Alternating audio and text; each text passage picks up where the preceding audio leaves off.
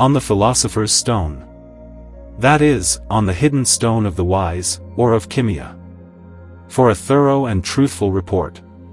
To all who are lovers of the true, noble, and pure art of chemistry, set forth quite clearly and plainly. Out of brotherly love and well-meaning intention.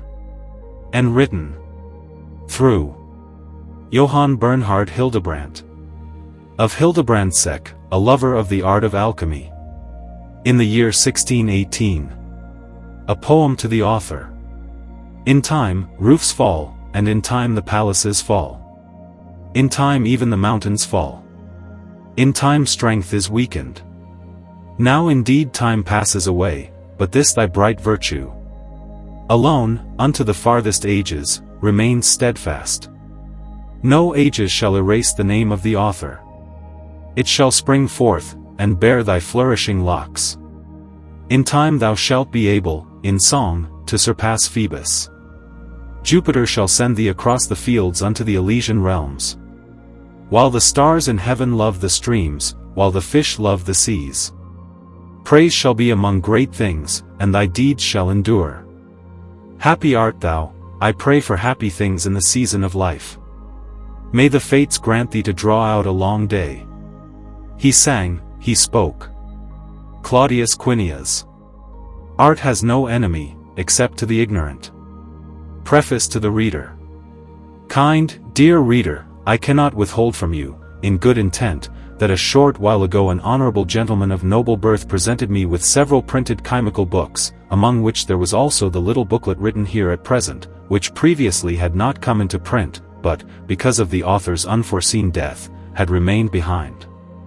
Now since the whole ground and foundation of the chymical art is contained therein, and since it is set forth for the benefit of those who are unskilled in the Latin tongue, I do not doubt, whoever shall read this little book with understanding, and thereafter direct his thoughts and labor accordingly, and first of all shall earnestly call upon God Almighty for grace, blessing, and wisdom, that the same will open his eyes to him, so that he will see that the magnetic property, which the philosophers call prima materia, and which they also everywhere write of plainly and expressly, and say it lies before the eyes of the whole world, is nevertheless despised by everyone and held in low esteem, and that no one has any thoughts directed toward it, so that he might recognize and comprehend it. Therefore, for the best of all lovers of this noble art, I have caused this little treatise to be brought into print to promote it, and not to pass it by. I earnestly entreat you to take note of and receive kindly this work well meant by me and regarded as useful for you. May the eternal, merciful God, and Creator of all things, grant that whoever in true love and fear prays to him for this, he will fatherly enlighten his understanding, lead him onto the right path, and graciously grant to me and you our petition, for the sake of his only begotten Son, our Redeemer and Savior, Jesus Christ. Amen. Martin Rice, citizen of Lower on the Main. To Martin Writes, a singular, most special, friend. While you unfold to our age the teachings of chemistry, and bring into the light what it would be wrong to have remained hidden, you may think you have done very much, for writings such as these win back life both for you and for the author. And grateful posterity will sing of your honors, so long as heaven keeps the stars, and the sea its waters. A poem in praise of the matter from which the Philosopher's Stone is made, which matter is called Mercury. Who now will suggest to me, O Mercury, ample thoughts, that I might raise your power up to the stars? Neither my tongue amid dangers nor my mind, holy Solomon's, nor a Socratic breast, nor Pindaric song, is sufficient. Let men praise you in another poem. For you are wont to be worthy of many praises. You are worthy of silver, and of yellow, golden, metal too, yet more worthy than gold. For from you the common crowd will have various riches. It is indeed a wonder, for we all behold you. The sight has helped many in nothing, yet, O Mercury, may your power be made known to me. Besides Mercury, I will sing no poems. Nature of things. The fifth essence, quintessence. The Book of Magnesia. Jesus, Son of the Most High. O Holy Spirit upon your throne. Help, counsel, and also grant me wisdom, so that I may not displease you. Nothing else do I so earnestly desire than to praise your praise and honor, and also to acknowledge your great goodness. For without you nothing can be protected. Preserve me, O Lord, from all suffering, a vessel of mercy. Riches, pride, count for nothing before you. To you alone is my desire directed. Help and grant me your grace. You alone I praise early and late. And I also call upon you at all times, so that I may remain in the right path, and may also praise your praise here. So may it come to pass, late and early. Hope too preserves me. In all things I praise you. Let your word also rule over me. Through you all is preserved, and filled with fruitful dew. Trees, fruit, herbs, and green meadow.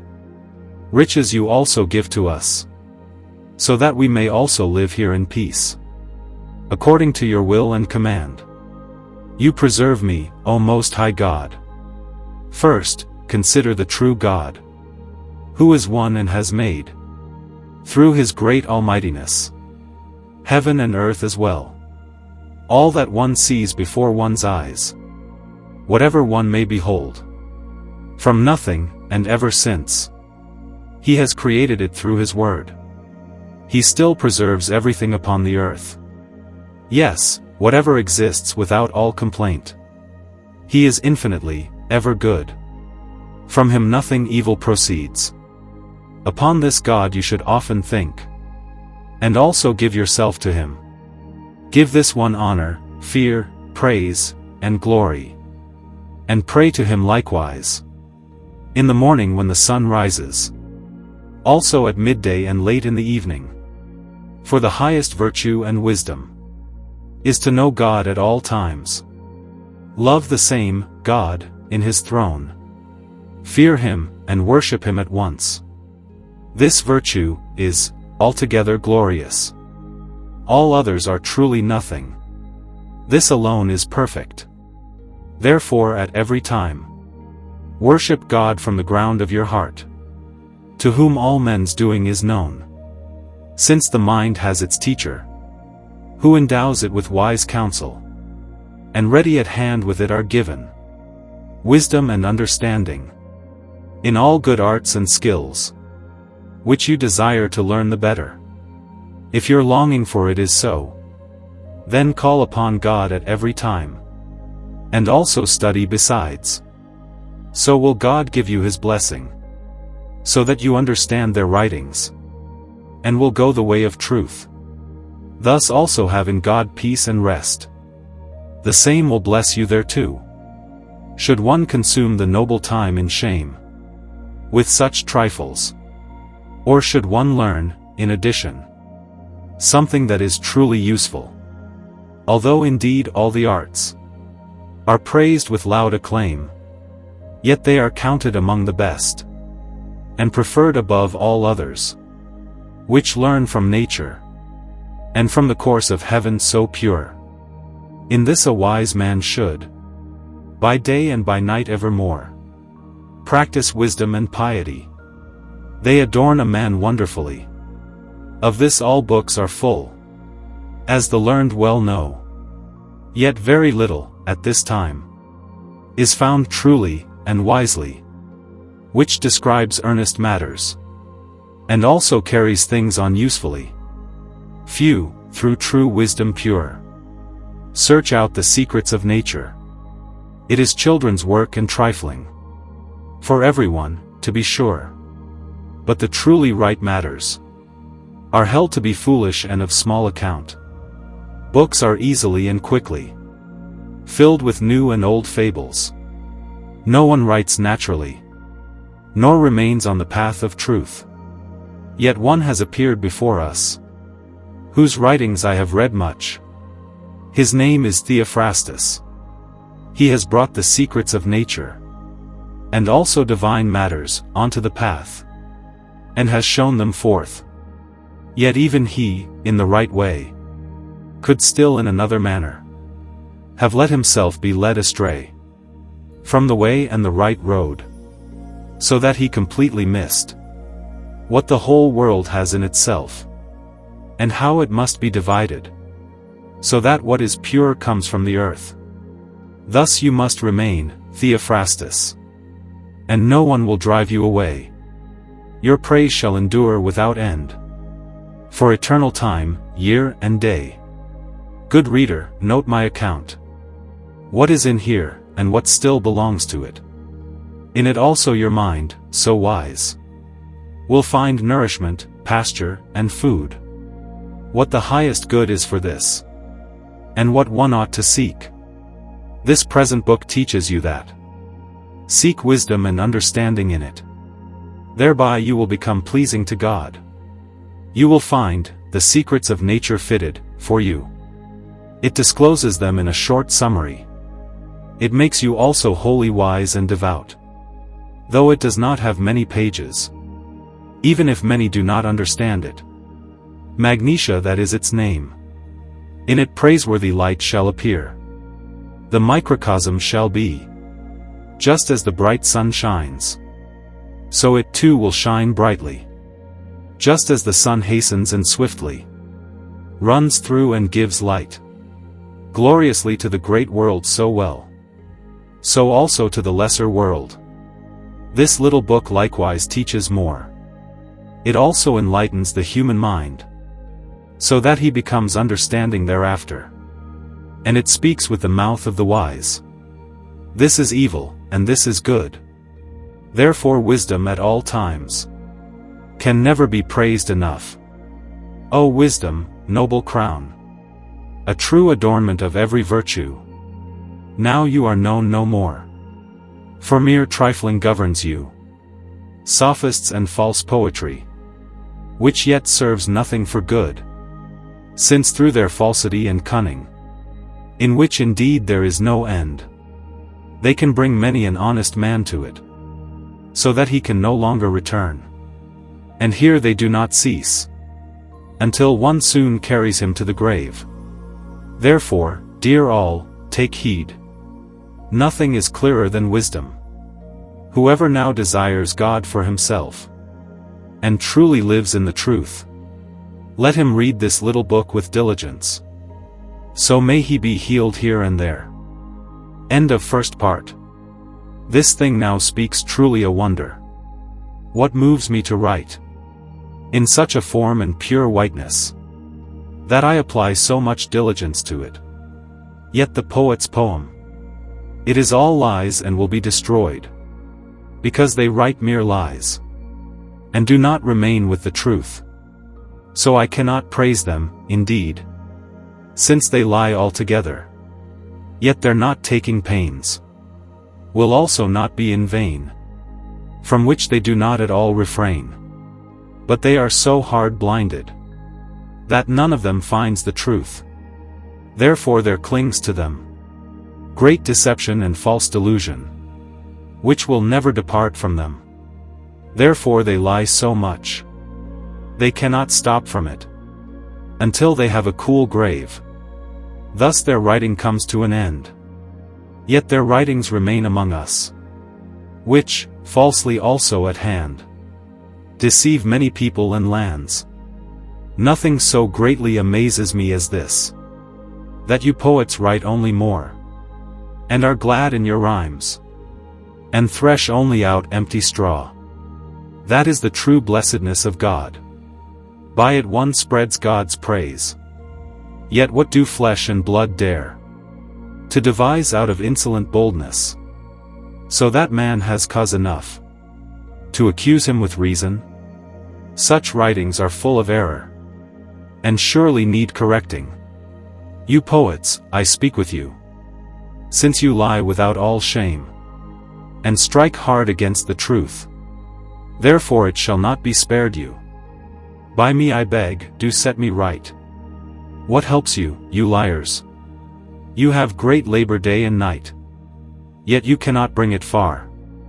But I will leave you so, and will write only the truth, and will bring the secret to light, so far as it may be permitted.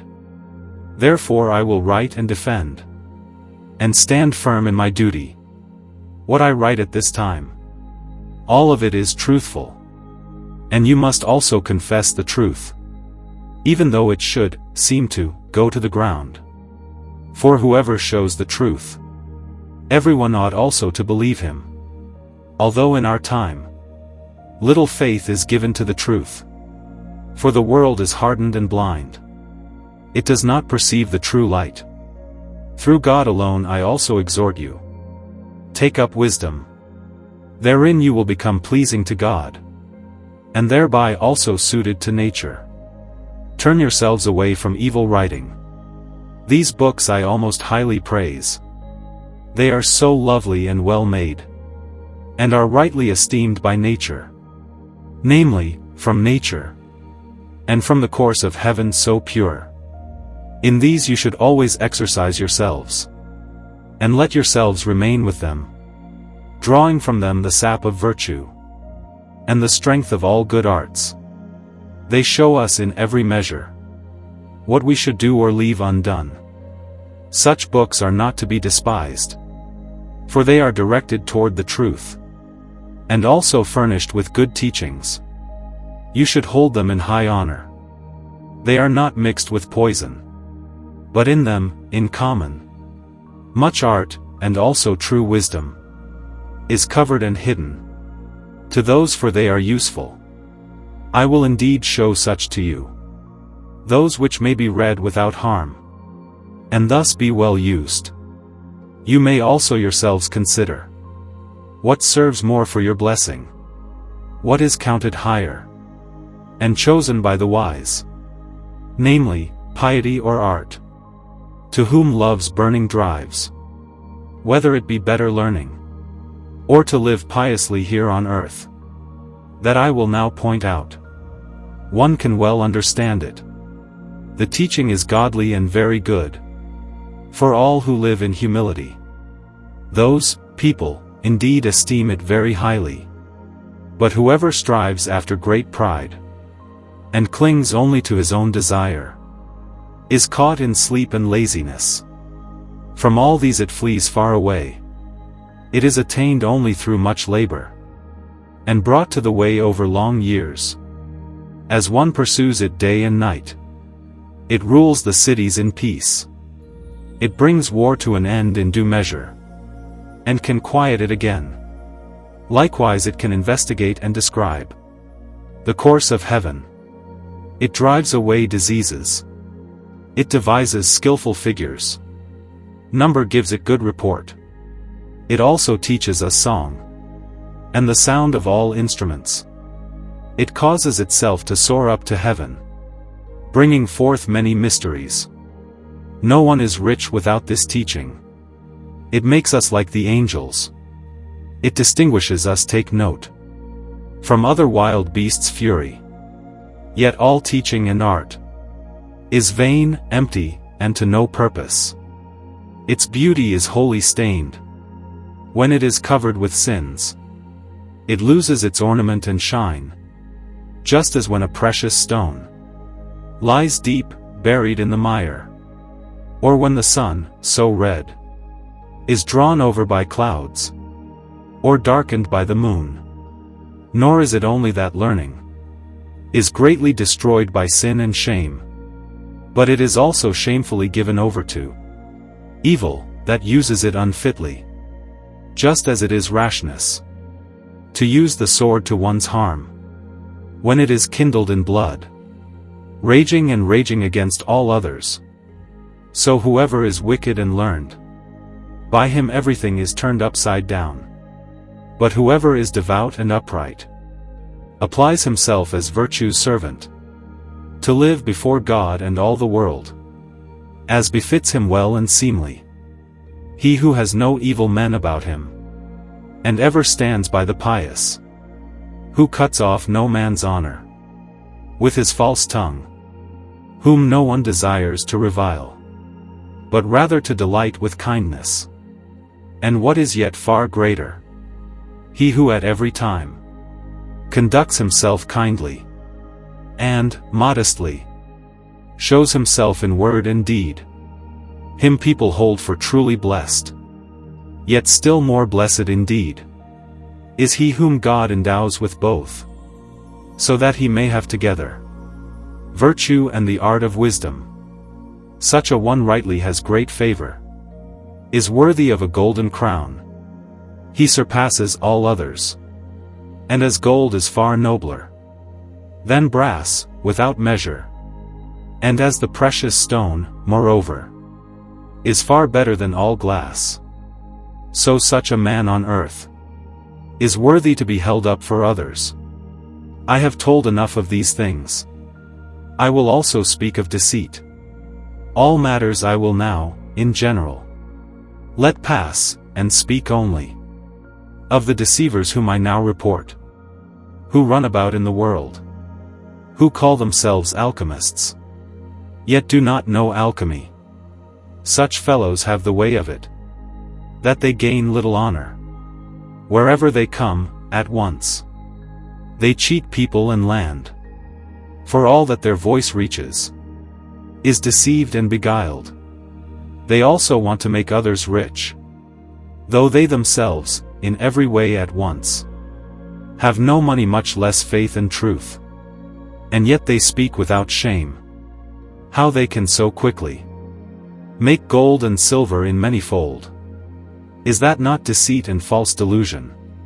To make gold, and yet have none oneself?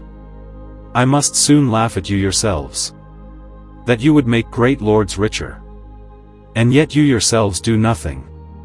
You would almost have to go begging in the land. I mean, had I first believed you, you would have thoroughly dusted me off. What use to you, then, is the great deceit, since the lords already have enough beforehand? First make yourselves like them, before you would make them rich. Otherwise it is a mockery before everyone who hears such a thing said of you, even if you put on a fair show in advance, so that one may not notice the deceit. How you cannot accomplish it, nor bring it about because of poverty.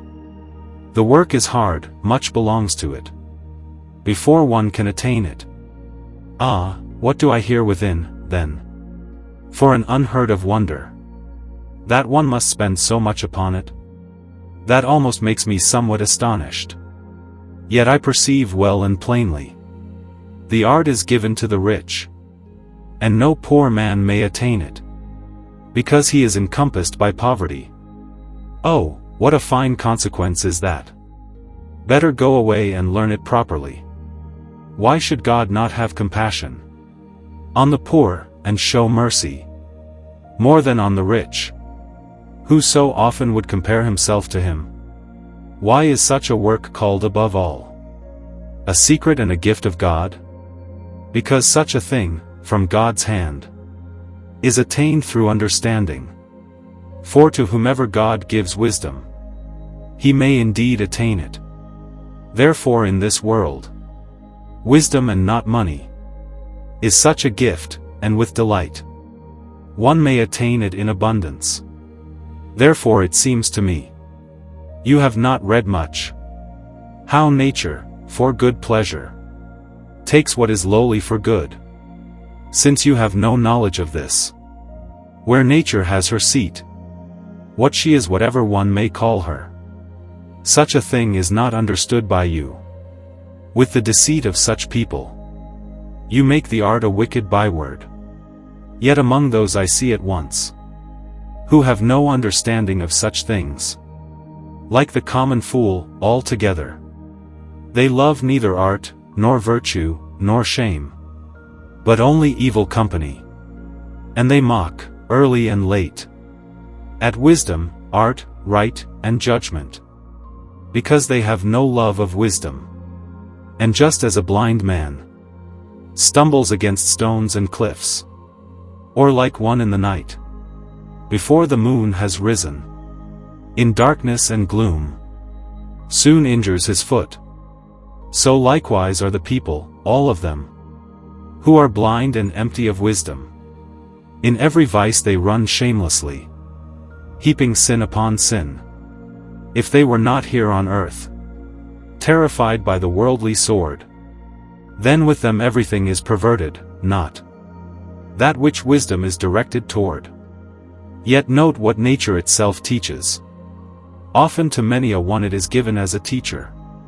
Out of a mother's womb comes understanding.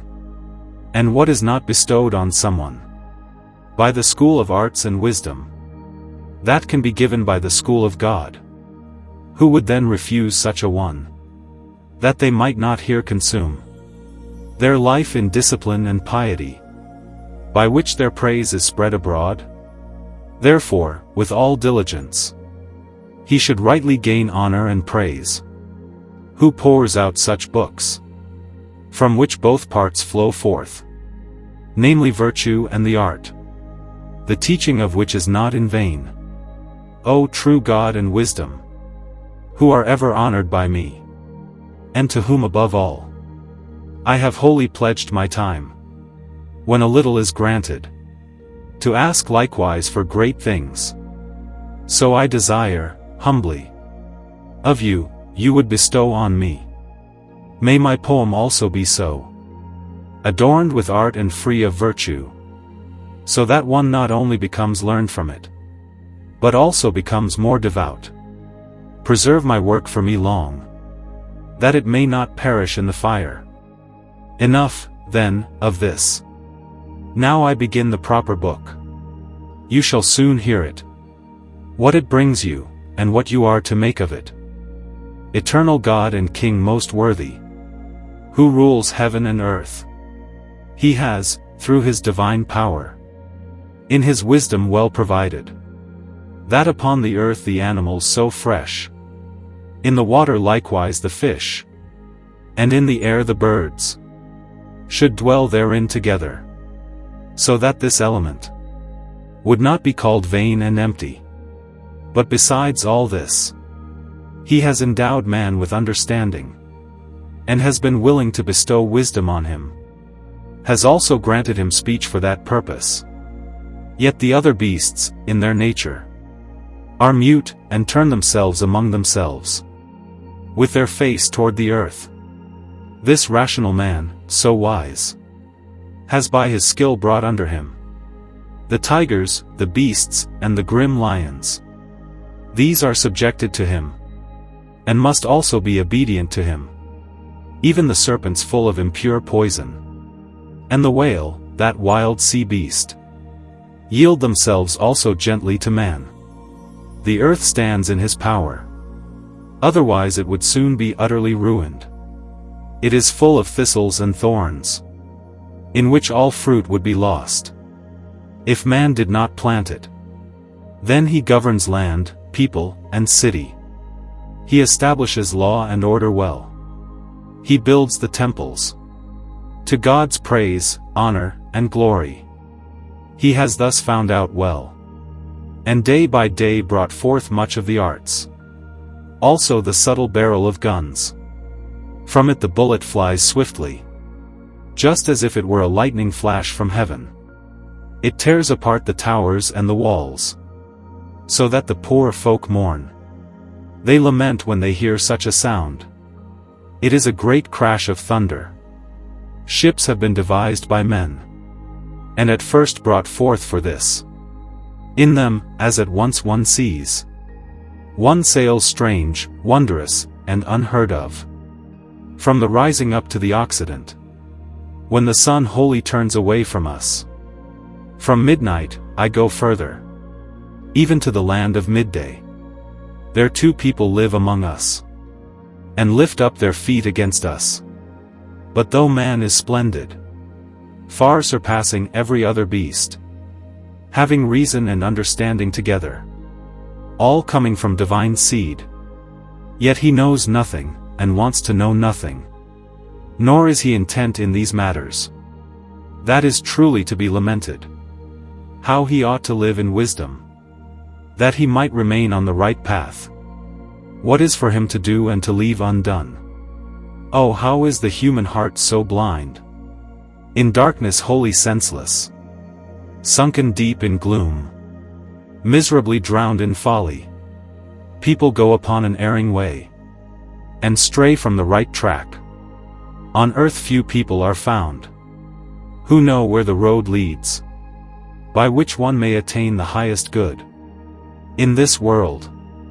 Neither the law rightly teaches this, nor does the art of medicine say what the best good on earth is. To this end the 7 liberal arts do not bring it to light. Wisdom alone is able to instruct people thoroughly in it. Therefore one rightly praises it. If God would grant it to me, and if I should not soon die, and if my folly, to my harm, does not cut off the thread of life, then I show it to you with desire, what the very best good is, and how the pious here on earth might also obtain such a good, although it is not base and small to speak much of this thing. How blessed is he who has counsel, who has his understanding perfectly. Then he is freed from all sorrow, and loves also what is seemly. Likewise, with wise courage, he will separate evil and good, yes, from one another altogether, with very great experience. Just as one also speaks of it, he gives us also his report. Loathsome and unclean are those whose festering limbs, indeed, would be penetrated most of all, as by a subtle spirit that comes forth from our body, and exists in its order. Therefore I say without any guile, he who is wise and prudent will know how to distinguish, and his understanding will also be ready. Moreover, I will freely say, what else is necessary herein? Then first you must have knowledge, and understand this matter very well, what indeed the 3 principia are, or the prima materia, what it is rightly called, and what it is. Only then can you freely say that you have knowledge of the thing, which contains in itself only the beginning, the science of the pure root, or the beginning of our stone. Indeed it may be noticed what sort of thing it truly is, for such a thing, at every time, is not so very hard concealed. If you are instructed in the beginning, then it does not at all trouble me to doubt. There will be known to you the hour and time, which gives us great change. In this time, as said above, this seed must be set, and must be kept pure. It is the beginning of our stone. But if you are uninstructed, time will not suit you at all. So I cannot truly help you, nor show you such things plainly, since I cannot, in rhymes, by time and day, bring it forth. This is my complaint. Yet I will give you instruction, where such a thing would be dealt with, so that I may not be found out as timid, like a wild horse, so that you also do not cease until you have knowledge of the thing. So I show you in truth. I then have compassion with you. First you must take in hand, and often read through with understanding, the books that, of nature, and of the course of heaven so pure, treat and discourse freely. When such time is at hand, then you will well perceive, when you thirst otherwise after wisdom, how it stands with all such matters, how it will have instructed you. Therefore take note and consider well, so that you keep the matter well in mind. As I have shown you plainly, you must always be inclined to pay heed and also take note how the planets complete their course in their proper time. 7 as many as 8 are required, if you would know alchemy, just as I teach astronomy, so you will come to understand well from it. When all your work has reached its end, and you have the grain, as I have said, which is sown in its season, so you must keep it well, until the seed begins to grow. When the seed, in such time, will come and is at hand, then also take care, in good keeping, that the field is well good and sound, is prepared and well plowed. Then, when the grain is cast into it, You will soon see all the colors appear in manifold fashion. Yet the field must be chosen, from which everything is born. The same grain must have its mother, from which you can begin to perceive that they are always both at once closely related to each other.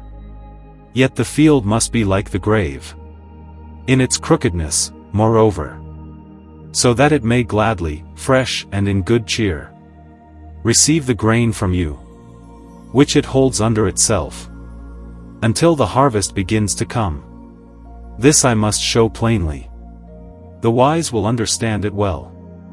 In what praise, at this time, the work is chiefly placed. Therefore I say without reservation, that this work can be improved by nothing, except only the fire, clean and pure, which has no nature above it. For where the art of the fire is not rightly kindled, it is in vain, in cost, in labor, and in toil, whatever one spends on it late and early. Therefore consider this fire well, for it is the thing that makes all things live. Without this fire nothing is accomplished, as many a one sees before his eyes. Therefore weigh the coals well, and fill the oven all over. And though it does not look glowing bright to you, but rather shines like a red rose, so stir the coals and tend to it, so that it may burn freely, awake. Then you must have this fire, as was first shown. Then, if your fire is natural, your work may be kindled. But where such is not, as nature makes plain, then your work can have no progress, and must therefore come to nothing. Consider all this well, before you put your hand to the work, how you must govern your fire. Observe it well, for doing otherwise, before and without reflection, has brought many into great harm.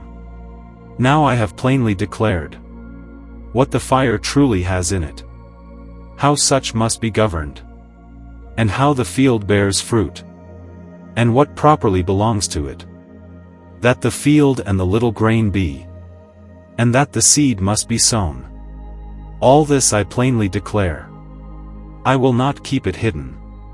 As far as the weight is concerned, you must also know it well. Otherwise it cannot succeed, since too little and too much spoil the whole game. Therefore now, as is fitting, 1 to 2, and 3 to 4, is the Theophrastus number, as far as the weight is concerned. So it cannot fail at all, since you have the right weight. The form, or the seed at this time, is not greater than the field. The field must indeed be greater, so that what one puts into it may be seen. Thus the seed, pure and subtle, is greatly compared with the field.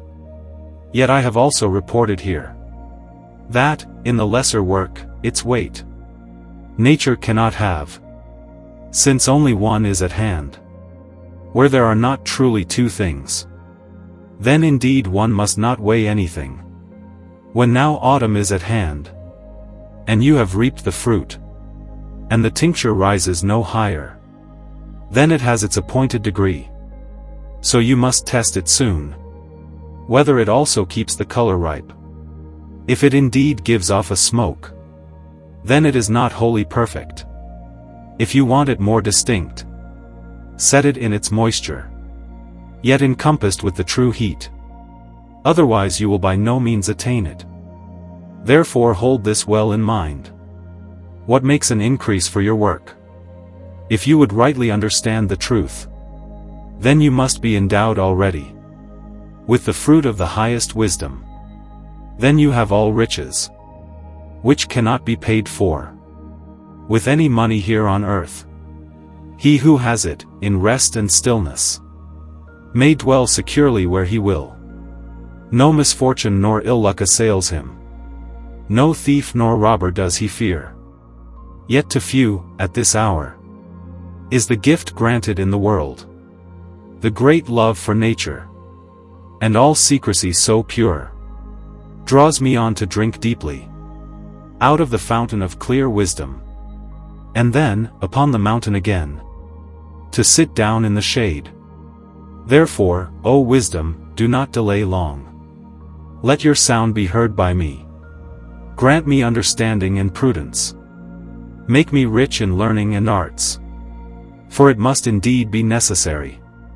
My labor is very weighty. I must, with wonder, look upon nature and the world in particular, and bring her hiddenness to light, as far as it may be suffered. Everything that is on earth, what yet shall be and shall come to pass, that is a thing which the name comprised within itself altogether. Yet if one considers the thing well, made by God's wisdom, then all things are one and free. They do separate, and yet are three, together in one substance, and yet are only one body entire. Each thing must have three in it, if it is to endure otherwise. Likewise all minerals have three principia: mercury, sulfur, and salt. These are the first three. In everything they are perceived, as one can also well judge.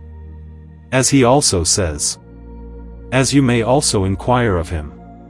We will give you an example here.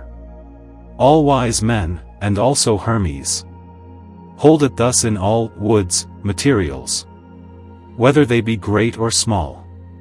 Likewise three moistures are in every wood altogether. I will let that stand for now, but later show it more clearly.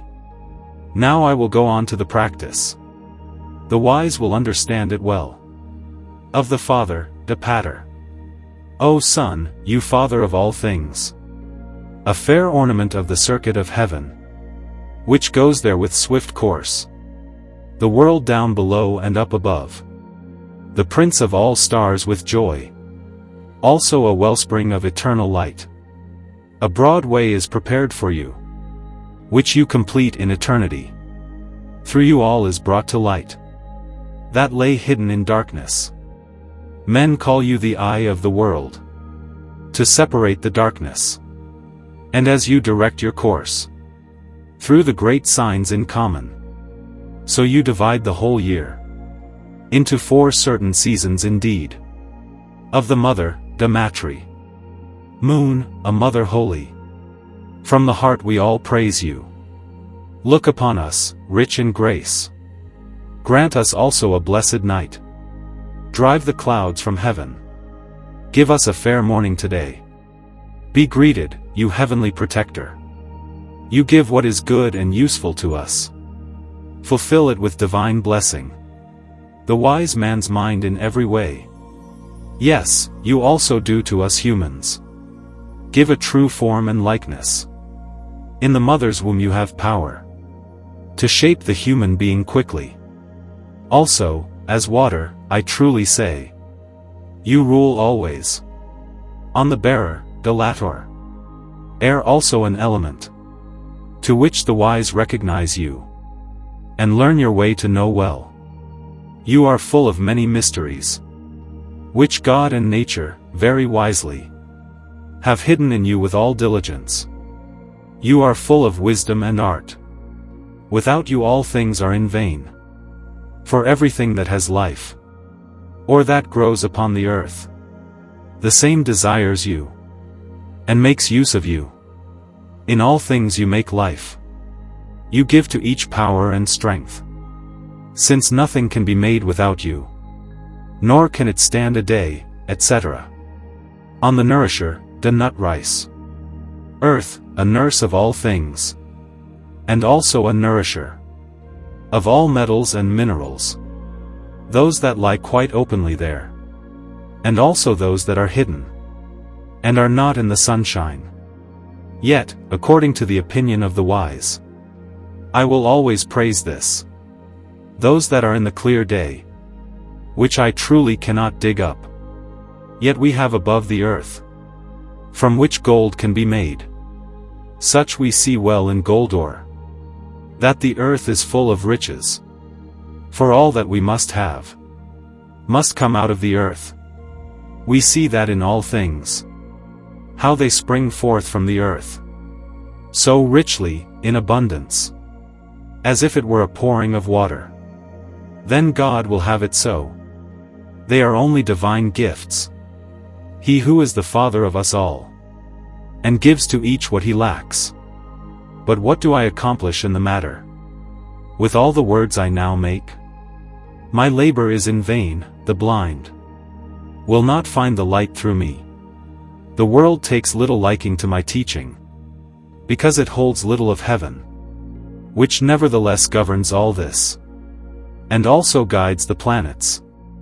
Each day has its working.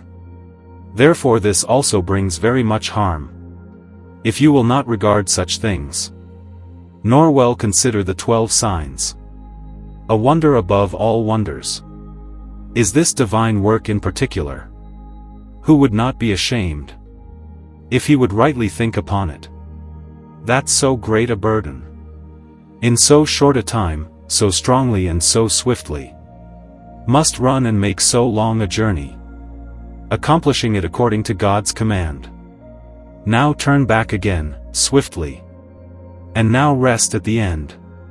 But labor early and late, yet become not weary nor faint, and stay diligently in this opinion, that the planets drive about, and set the great work in motion. Therefore note each circle, to assign it, in particular, its mover, already. For I tell thee without concealment, only one thing may improve thy work. Yet be mindful that thou also know how to work thereafter. For the first and also the second must both be together. After that the third also cometh thereto. It is an operation, this shalt thou recognize as a yearly power, which hath heavenly properties, something strange also belonging thereto, as I will further teach thee. But many do not regard such a thing. Therefore they do not succeed in it either. Since he, for all that, despises the highest good, out of ignorance. Therefore take note, and consider well, that God, who has made all things, has divided into only two things, what exists in heaven and earth, namely, into free motion, and, alongside it, continual rest. But the rest is in the center, and in the earth likewise, in the same manner. The other, therefore, moves itself. The waters flow continually. The fire, and the air with it, have neither day nor night any rest. Yet the property of motion is in heaven with full power. The higher a sphere is set, and adorned, the stronger its motion becomes, and it runs the faster around the world. Therefore the highest sphere, aforementioned, has the greatest motion indeed, since it must traverse an immeasurable space in a short time. Yes, as it were, in a single moment would it run swiftly around the earth, even if not the lower heavens, which it alone encloses within itself, went in common the opposite way, and held back the speedy course further, kept it in check without ceasing, so that the whole earth's surface would not be dragged around with it. For then neither man nor beast could preserve themselves therein. What need is there of much proof, that to each his goal is set, and that he cannot step beyond it? This we see every day, for each day has its working, until late in the evening. Then in all things hour and time truly bring us great change. It grieves me almost, and it grieves me greatly, that I have undertaken hardly this toilsome work in this little book of mine, since I see the false seeming that rules among all the world. No loyalty nor faith is felt any more. Everyone is now so schooled that he despises the true light, which is called wisdom, and is no longer recognized by anyone. For all their judgment and their cause is wholly weary, powerless, and weak. Because to them everything is unproven. What true wisdom is. For it is bestowed on us by God, to whom it also returns again. Yet I have no doubt of this, that one still finds some who love wisdom, men, with whole heart, sense, and courage, and apply themselves to it, as much as they can obtain. To such it is for honor and praise, that they do such things with great diligence, who always exercise themselves in the arts, and love wisdom for a long time. Though a man be pious and learned, and also sound in his understanding, yet though he truly loves wisdom here, he is nevertheless despised entirely. Since wisdom is despised, by all fools is she despised. For the world is so quite bewitched, when it hears wisdom named, then its evil temper turns about, and all its blood is thrown into disorder, with vain wrath and great folly. So naked wisdom is not recognized. She who is like a tender virgin, naked and bare, of noble kind. Her body is white, like snow.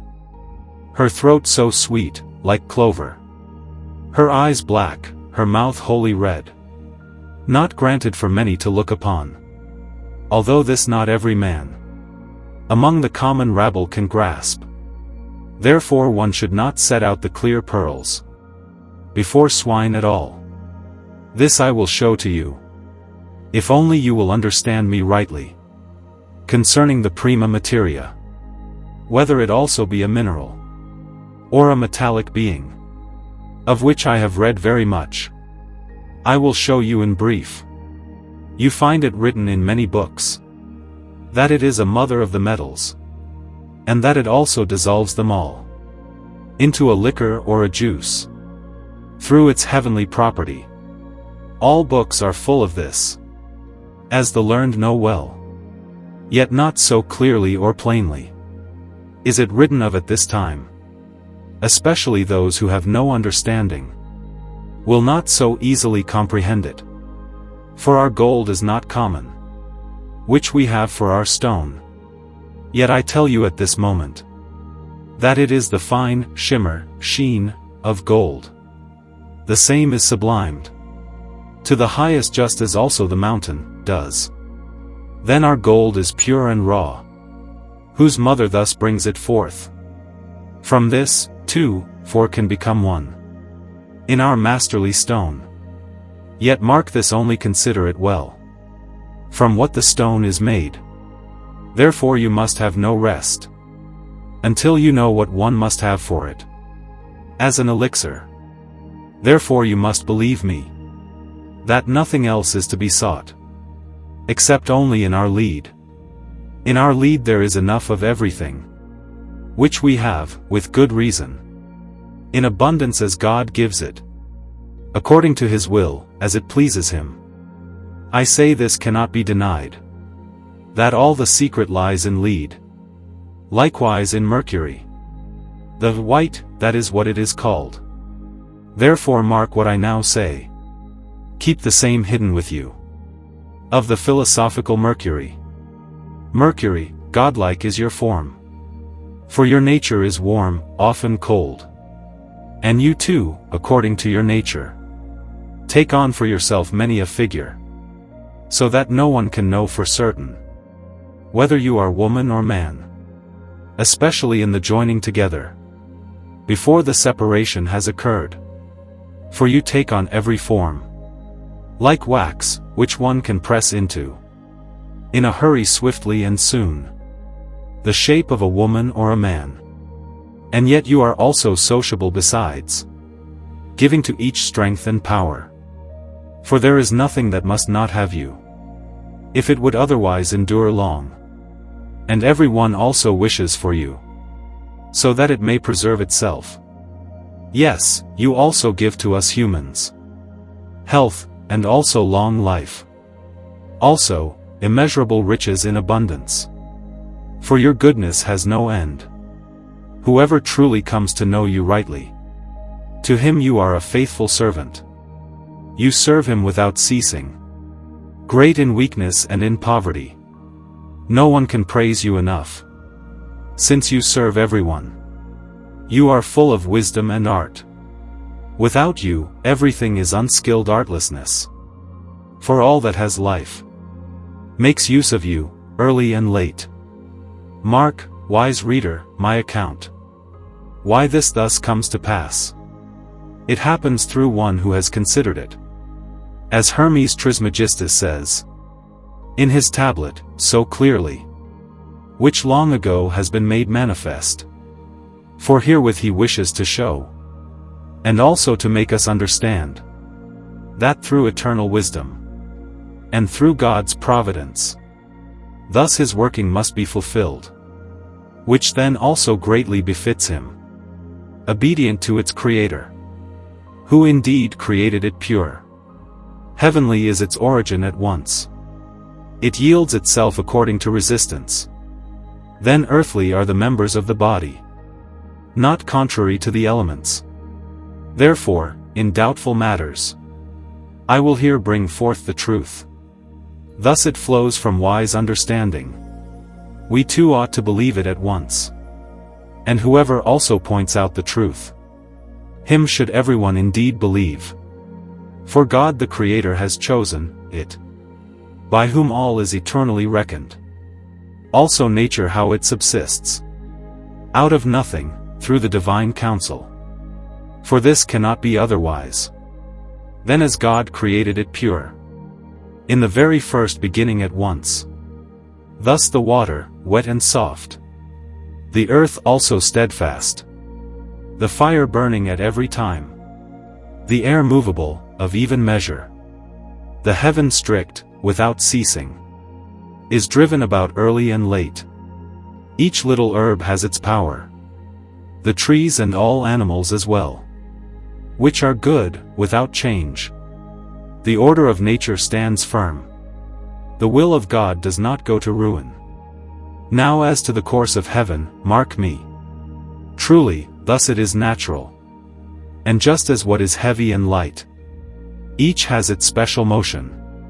What is now nature's own, takes to itself, at its time. But where another comes to it, it will move with its power, and wish to improve nature. It cannot be otherwise than carried on within its own nature. For a great wonder is perceived, when I tell you plainly, that this work can improve nothing, except only its own nature, a root according to its form, or it may happen in its blood. For then the good will appear. Yet it must first be made to rot. The birk must also come from the earth, just as Christ himself says, that you should consider rotting the little grain of wheat in the earth, so that from it there may be born 100-fold fruit, with wisdom, according to the kind the seed is. Therefore rotting is the first degree. In this lies everything that shall grow and be born. We see this in all grain. It must indeed rot in the earth.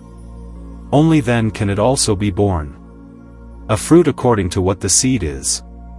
For nothing does it lack or go amiss. The pure and good grows upward. What is evil and coarse remains at the bottom. Therefore I will tell you this. What I tell you believe me. That putrefaction alone is the best, in which there is firmly bound together spirit, body, and soul with the substance, which also gives a whole and complete body. The last kind and property is great and has the greatest power. The first part must be one, also subtle, pure, clear, and clean. Having well considered nature, it has brought us understanding with profit.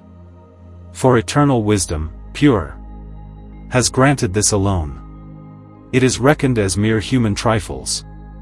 This flows from great opposition, so that, all his days, one now hears it spoken of thus, as also certain fools do, who would have it understood, and openly also say freely, that there is no secret in it, As I myself, in my days, have heard much said out of contradiction. Those who give true faith to God the Lord, that God indeed created, in the beginning, all manner of seeds, however they may be named, and also still preserves the same, so long as it also pleases him. Everyone, out of wise reason, may well consider this for himself, that no little herb stands upon the earth, which does not have its seed. Rather, in general one should believe that everything does have its seed, gold as well, and also noble stones. Of all these I speak in common, that the seed is planted. Speak of such things freely, without deceit. For the seed is once set, and nature also still preserves it, and will indeed be preserved, surely until the end of the world. If each thing did not beget itself, and did not bring forth its like, then God would have to bear care forever. But that we should not say, that a standstill would come upon him, if each did not produce its own, and whoever must be concerned about it, God would have to be ashamed anew. But what need there is of such a must? Of that I shall tell you here. Since everything bears its seed, so it remains standing and is sown, and also casts out the same itself, so that from it a little herb springs forth, or else whatever kind the seed is, it makes something grow from it at every season. Therefore some speak like fools, saying freely it is not born, so that from it a tincture might be made, that it is not to be found upon earth, from which a benefit might result. Yet they are to be instructed in this matter, in good books, as they are found, which one still finds everywhere. They read this and do not consider it, and even then still despise it. All books, in foreign words, set it forth as I have heard, and I myself have also helped in this, as I have found it out and seen, in all lands, far and wide. I have also, with modesty, read through them all, with thought and with understanding, thus often, until it has succeeded. A good lesson at every time. Not a mere devourer of all books have I been in this matter. If a book has been good, I have often read it through. So long and so much have I done it, until I had the content firmly from it, which can also still be found well. Thus in all doubt that you are in, if you are God-fearing and pleasing to God, then nature will be accommodating to you. And if you recognize it rightly, you will say yourself it is not bad, nor so small as people esteem it. And the unlearned also say of it, that all such things are mere trifles. But that comes from opposition, since they know nothing at all of subtle wisdom clearly, yet would still, under a show, be all wise. But they cannot point such things out, nor give me to understand them either, through your sharp-wittedness and light, which indeed is the best on earth, or in heaven, as I say. There is nothing better than the day, when the sun shines brightly for us. It also runs hastily and quickly, ever, always, and so long, from rising up until going down. Yet do not despise the night either. Rather, consider it very well, for it is indeed useful to you, for your work at every time, namely, that you can sleep, and can have your rest. For what labors in the day, gladly rests at night, and takes its rest to itself, and lets all its work stand still, so that it can soon, in the morning, drive on its work manifold.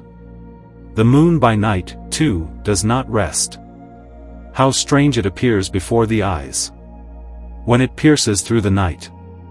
All the vault of heaven is good, and it also does other work besides, which would be too long to recount here. But what concern is that of mine? far rather will I let it stand. And with this I agree he who says, "It happened in a night. What has the night to do with troubling me?" This too I will indeed let stand. For everyone is well aware that it is no friend of humankind.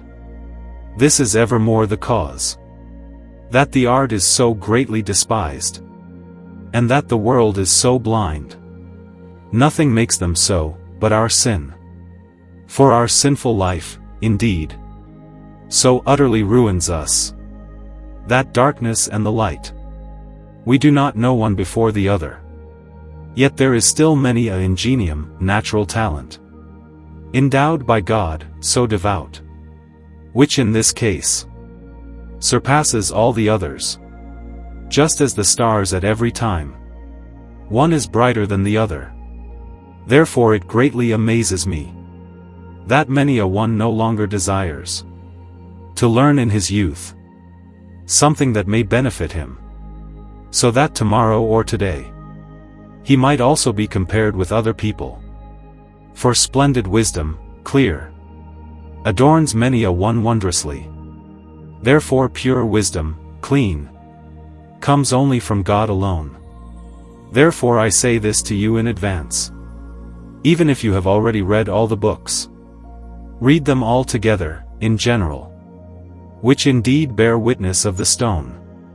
If you do not pray to God for his grace, pray always, early and late, that God may give you grace and rest, and also grant his blessing thereto. Then all work and toil, however one applies it, late and early, is in vain every matter. Therefore I make it known to you. Although the godless man, with force, attempts everything by might, yet it must come to ruin, and also not stand with the good.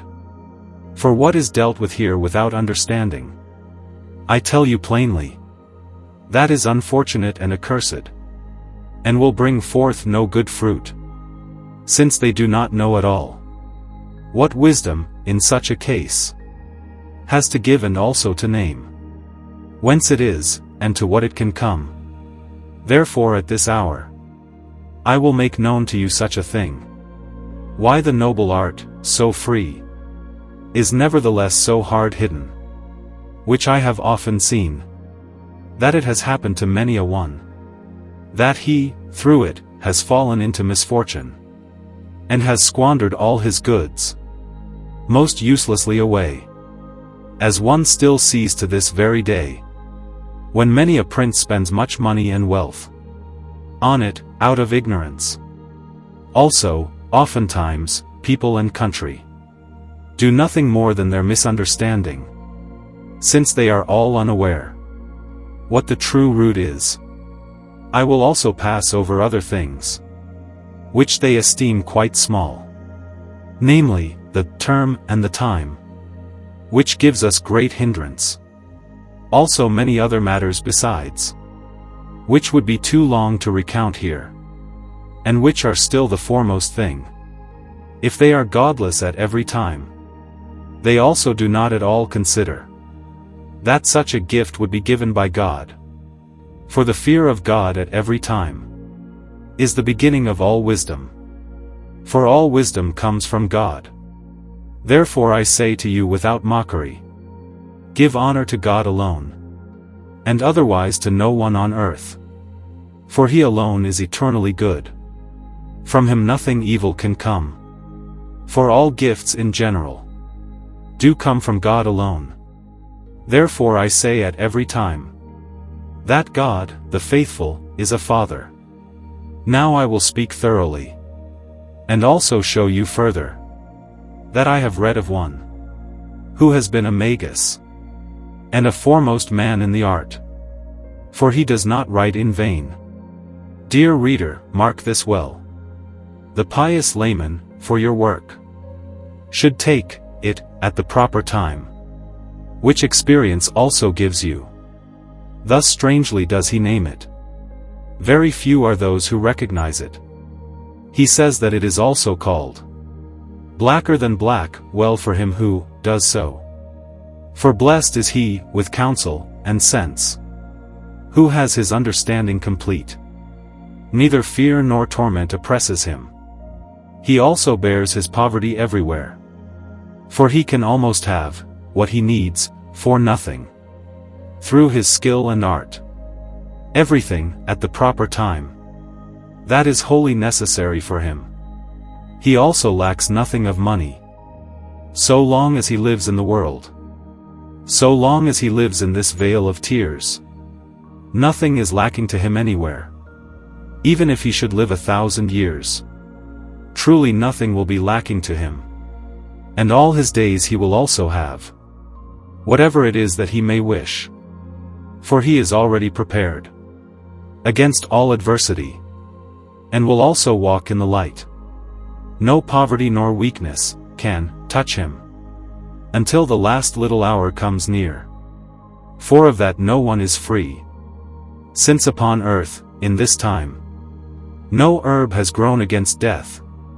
Yet let it be a wonder to me, that all weakness, great and small, through this medicine upon earth, may thereby be healed. For God wills it to be so. These two are further divine gifts. If such a gift is then from God. So I say to you without mockery, let no one use such a gift any more than to God's honor, and also to his neighbor's benefit, to do much good to the poor. So will he, in heaven, gather also a greater treasure, in which nothing is lacking nor failing. For this treasure is eternal. Therefore seek first of all, straightway, in earnest, the kingdom of God. Then the other also will soon fall to you likewise, manifold. For God's word stands forever, and his goodness has no end. He who trusts in God alone, he has well built indeed, and may also here upon this earth never more be put to shame, even though there were against him the whole world with its host. So they may indeed altogether not bring him to a fall. Therefore God, at every time, is his faithful protection and helper. Now we are ready to speak, indeed, of divine wisdom. How it is, indeed, that the world is governed through an order, fair and well adorned, through the law of eternal choice. All things have their measure and number, and also a certain free order, until at last the end comes near. Therefore the mingling of all things is glorious as well, and not small. Now we would fully consider it, and expound it most thoroughly. First we set forth openly, that without a cause nothing can be. Yet it has a distinction from that, which suitably follows from it. Nothing is that begets itself. Nothing comes forth from itself. Nothing can be its own cause. From one thing, in general, all comes. The origins are innumerable, and cannot at all come to an end.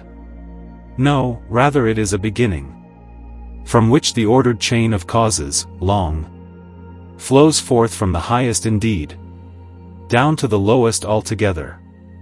This just mentioned order already is divine providence.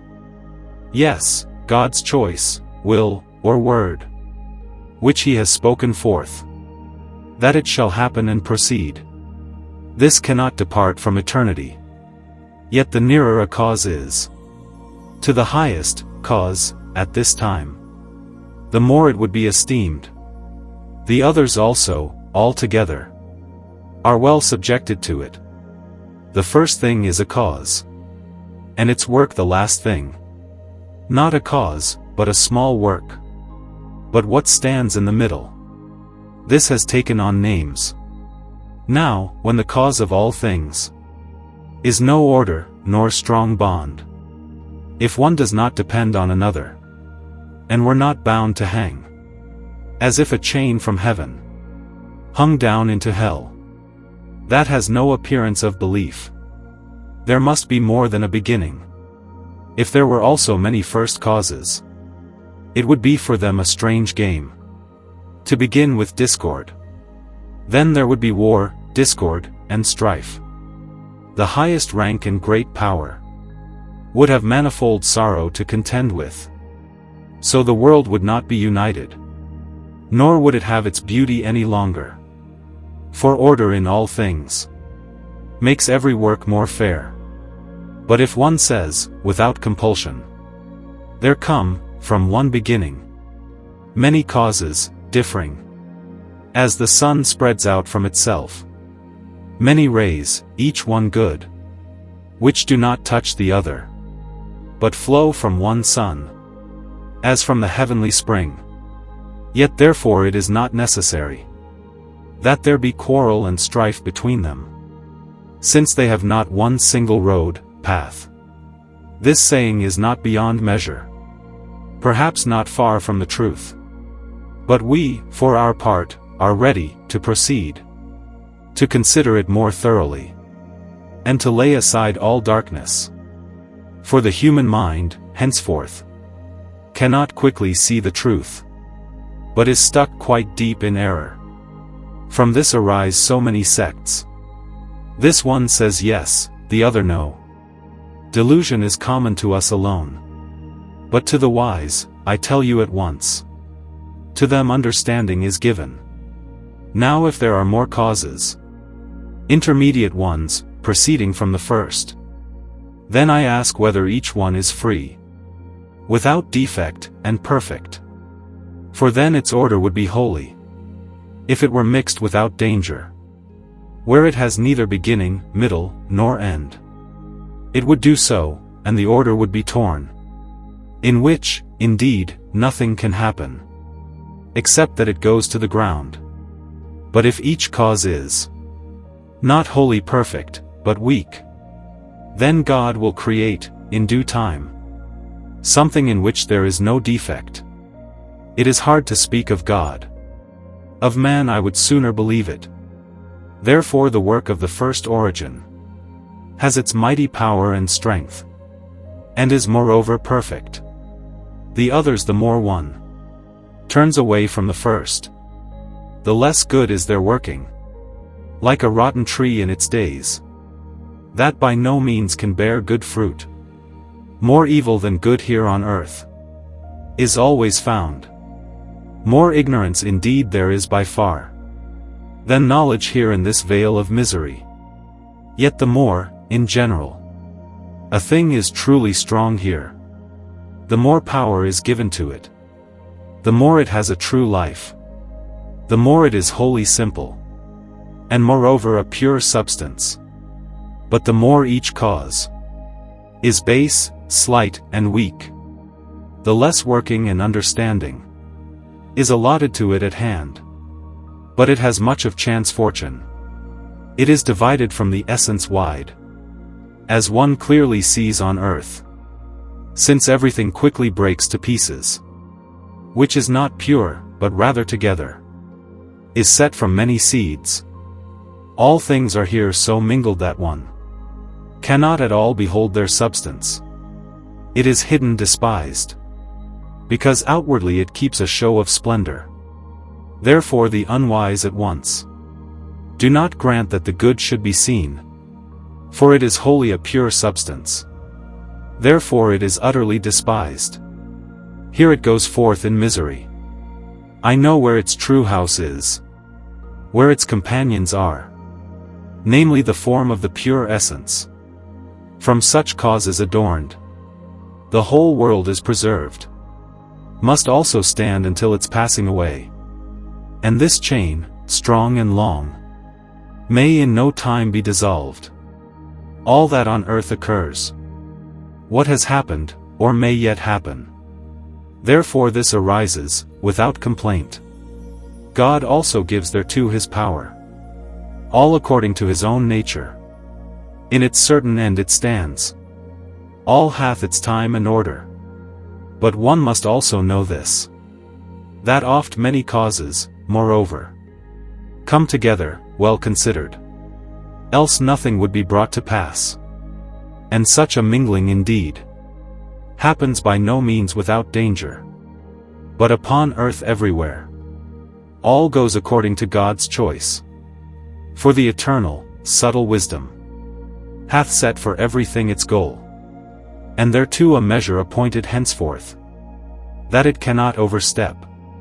Therefore it is not as some unseemly say, that there is no order here upon earth, that all things here come to be without hazards, that God takes no heed of such matters. That opinion is soon to be laughed at. It is erring and exceedingly rash. For nothing in it is a fitting case. It is only a deceitful notion, that already resembles a dream. Even if Aristotle himself put forth something else concerning it, and many philosophers besides, that does not trouble me at all. For they depart from the truth. Great men, widely renowned, are often found to err greatly, and they also lead others astray, through their example and reputation. Thus one often falls into error. Therefore one must not follow them blindly. I wish to be bound to no one. No authority moves me, unless the proof stands firm in me myself. True understanding and wise knowledge ought rightly to have the precedence, and a lover of the truth should be ready to follow it fully. But mere sudden chance is nothing on earth at all, anywhere. Reason testifies it so clearly, and true wisdom openly, that everything has its order, from divine purpose and counsel, so that the world may be complete, and besides, free from every lack. What then shall we henceforth give to chance as a place and station, which is wholly doubtful, and uncertain at all times? Just as nature can suffer nothing empty, so it avoids chance. If you understand the things, as I have set them forth, how they come to pass in this world, purely and truly, then you have a shrine of wisdom. For I have not, in vain, shown you this clearly. Rather I have set it before you. Make of it as it pleases you. On earth nothing exists that is foreign. From his order all things proceed. God, nature, the pure heaven, and all the elements entirely, whatever also grows forth from it, has its firm being and good order. For everything that we have here must take its beginning from this, which no wise man can deny, if he looks upon the beginning. How clear and fresh it is, and mingled with so many colors, that no one can rightly count them. And though he should count year and day, yet I indeed fear the number will not be disclosed to him. Therefore my counsel to you is this: let the colors and their adornment remain as they are in their true worth. For there are secrets upon earth, which, I truly think, are not for everyone, nor would they so easily be made plain. But now God, so I say at once, gives you understanding of things, so that you can know secrets, and be diligent in such matters. You must be watchful and alert, with clear wisdom and pure virtue. This cannot be attained by sleeping. No splendid work is done in bed. Therefore set sleep aside. Lay idleness away. For too much sleeping, I say at once, is like poison, and unhealthy. Therefore take notice and be on guard, and consider this matter very well. For the mingling of all things is not bad, nor so small a matter. Therefore take counsel with yourself, if you would walk rightly on the path, and avoid every false appearance. For this work must be well considered, so that you do not, in this way, fall into manifold harm. For those who begin unthinkingly will hardly bring it well to pass. And the highest work, confounded, has quickly called them earth and wind, to sweep up everything in due time that had remained left over, and the least matter, soon, to draw together manifold. The winds, all four, wisely together, diligently turned up the fields, wove the realm together, so that the middle must remain still. Thus was the earth made, wholly separated from heaven. It let itself down into the center, for otherwise there was no place at all, so low and so far away, where it might thereafter stand. Further I go on to prove that the earth is henceforth the weakest among the good elements. It swells up before heat, or else is very much split apart. It will not run together any more, but the water, very swiftly, divides and runs back to itself again. It becomes again whole as before. Thus the air and the fire's brightness go back into themselves at that hour, so that one perceives no separation. This happens for the reason that they are able, and not weak. They have a perfect property, and move themselves by their own power. Yet the earth, very fair, stands firm in its heaviness, and thereby gives another cause, that they cannot move freely. For where there is much earth, their heaviness is found as well. The first number is full of strength, from which all work proceeds. This same, I tell you, is at hand, and is well known to the Creator. So its virtue, indeed, will without doubt be made clear to you. This number is a great understanding, pure and single, without choice. But what comes from it, in name, is manifold, set together. Yet no one can mix what he has not first found, whereby the mixing comes to pass. Of this you must beforehand be informed, that what is single must lie in the daylight, before it can become manifold. Therefore a first beginning is pure single, without any attachment. And whoever does not firmly believe that it is so, is in error.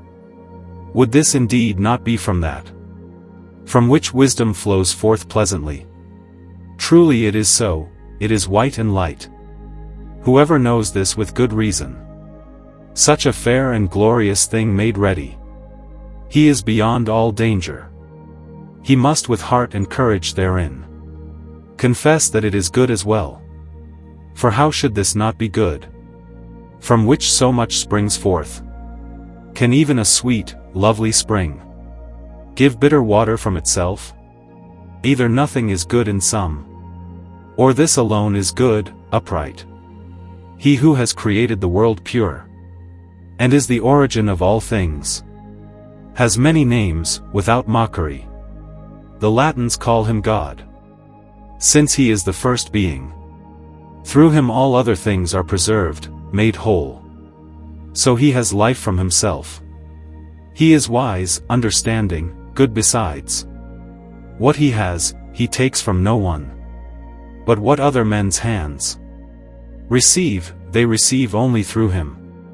Therefore they may thereafter lose it, where God does not increase it, and does not grant them more thereto. The air is a convenient thing. It is not to be held poorly nor easily. Therefore the air holy, who think it is no substance, unless it has its coarse thickness, that one may see it at every moment, or perceive it through the senses.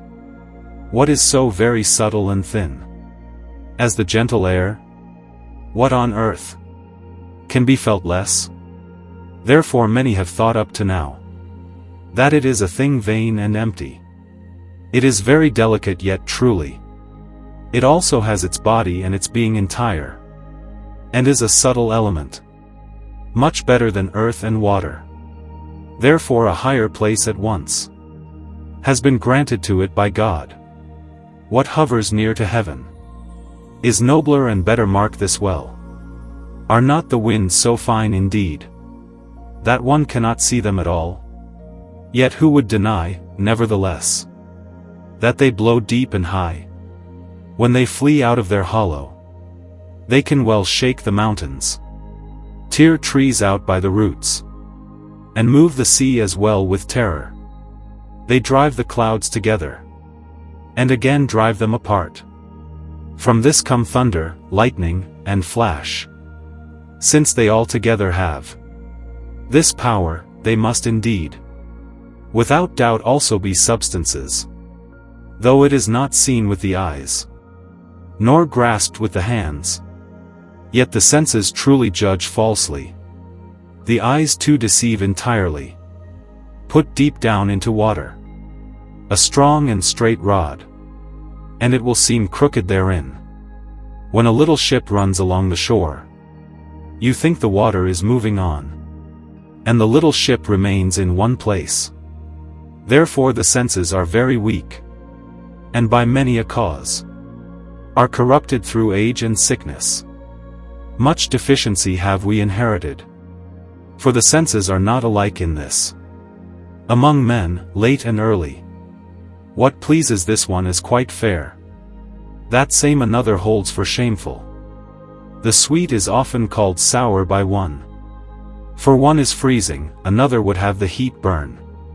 Thus, according to the body's condition, the senses are dull and defective. At times they also follow after that part through which they work as well. Just as a madman, in a bright light, stares into two burning candles, and thinks the house is moving. His eyes are dim, mark me.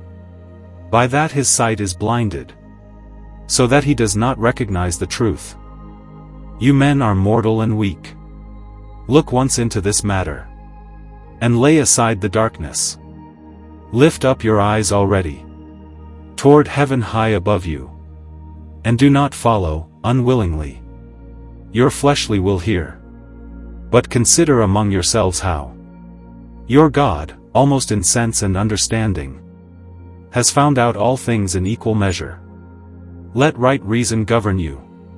Let no error lead you astray. Consider the beginning of all things, so everything will soon become clear to you. Then, when the beginning, as said, is known to you, the great world, what you may then indeed also know about man likewise follows from it, which is called the little world. So, then, do not neglect the great one. First, rightly consider the beginning, when God made heaven and earth, and likewise created all things, and gave to each also its life. Then man was created, indeed, when all things had been made. Then God formed him mildly out of earth, after his form and likeness. At that moment he gave him life, out of his holy, divine mouth. This life, as it is now called, still preserves the great world. Then such was imparted to you by God, as it also still remains. Of this life I say at once, that it is called a balsam. Of it many books are full, as the learned know well, even if they write, as is said, that the balsam preserves the great world, without any compulsion, so that all things may long endure. Thus it is indeed by them, not named, nor openly, since at times it is a secret. So I say also at this time, that it is right that such remain concealed, so that one does not drive mockery out of it, or that one should not, in common, take the bread away from the little children, and then indeed throw the same before the foolish dogs. Therefore the clear pearl one should not cast before swine. Thus one ought also always keep such a gift, at every time, well from everyone who has no desire for the fear of God, so that here upon this earth such secrets may not be made known. Therefore I also wish to keep silent, and stop short at the form. Yet, as far as it may be possible for me, I will nevertheless name the arcana, describe them and point them out, why they have such power. When one would use it rightly, indeed, it is revealed to few. First consider, as has been shown, that the balsam is only inclined, disposed, to preserve all things in strength, so that nothing falls to ruin. How then could it be possible? Since the great world is thus, that it should not have a balsam, which it ever bears? Therefore I say at this time, since man is created out of earth from the great world, and is maintained by the same, they must therefore, at once, be wholly near and akin to one another. Therefore do not let it seem strange to you what I have shown here. Therefore you must well consider this, that we are made of earth, and, as said before, must make use of the great world. Thus then man becomes sick, and, so to speak, in discomfort, weak. How would you show him greater help than when you feed him with balsam? For the balsam, as was said before, preserves the whole world. Now this balsam, which I mean, its virtue is truly not small. Truly I say at this moment, in medicines there is no higher ground for any man here upon earth, by which this work may be attained. If a child should lack something, be it clothing, money, or goods, who would grant him such things more willingly than the Father gives? Therefore, if the microcosm is weak, and the matter stands ill with him, then his food must be mixed with a thing that many desire, shown, commended, by nature, as I have shown you. So you will rightly understand the things. You will go the way of truth. Therefore, by this free means, one can prepare a single medicine against all weakness and discomfort, to go forth and pleasant to everyone, so that the weakness, at once, may yield, and the sick man again become well. Let this, beforehand, be for you a secret and a divine gift. From a fountain it flows forth straightway. It is called sapientia, wisdom. To no man is it given here in this temporal life, who, here at this time, is shameful, wicked, and godless. For such a man this is not without cause, must have no semblance of wisdom. He only ends his life here, like an unreasoning beast, which, in its life here, is given over only to the belly. So it is also as has been shown with those people who are inclined to all such coarse vices. With them wisdom has little praise, for they cannot attain it, because they are encompassed by vices. Therefore they also do not write of it gloriously, but rather drive others into mockery. Though they have understood nothing at all, yet they want to know the most. But what should one do with such? Indeed, one must let them be. Their shame will yet well become new. Then the new will come upon them of itself, when they themselves think far otherwise. Then their nature will be recognized. Therefore we have, in youth, also learned the virtue of wisdom, so that we might many times also know our dwelling place.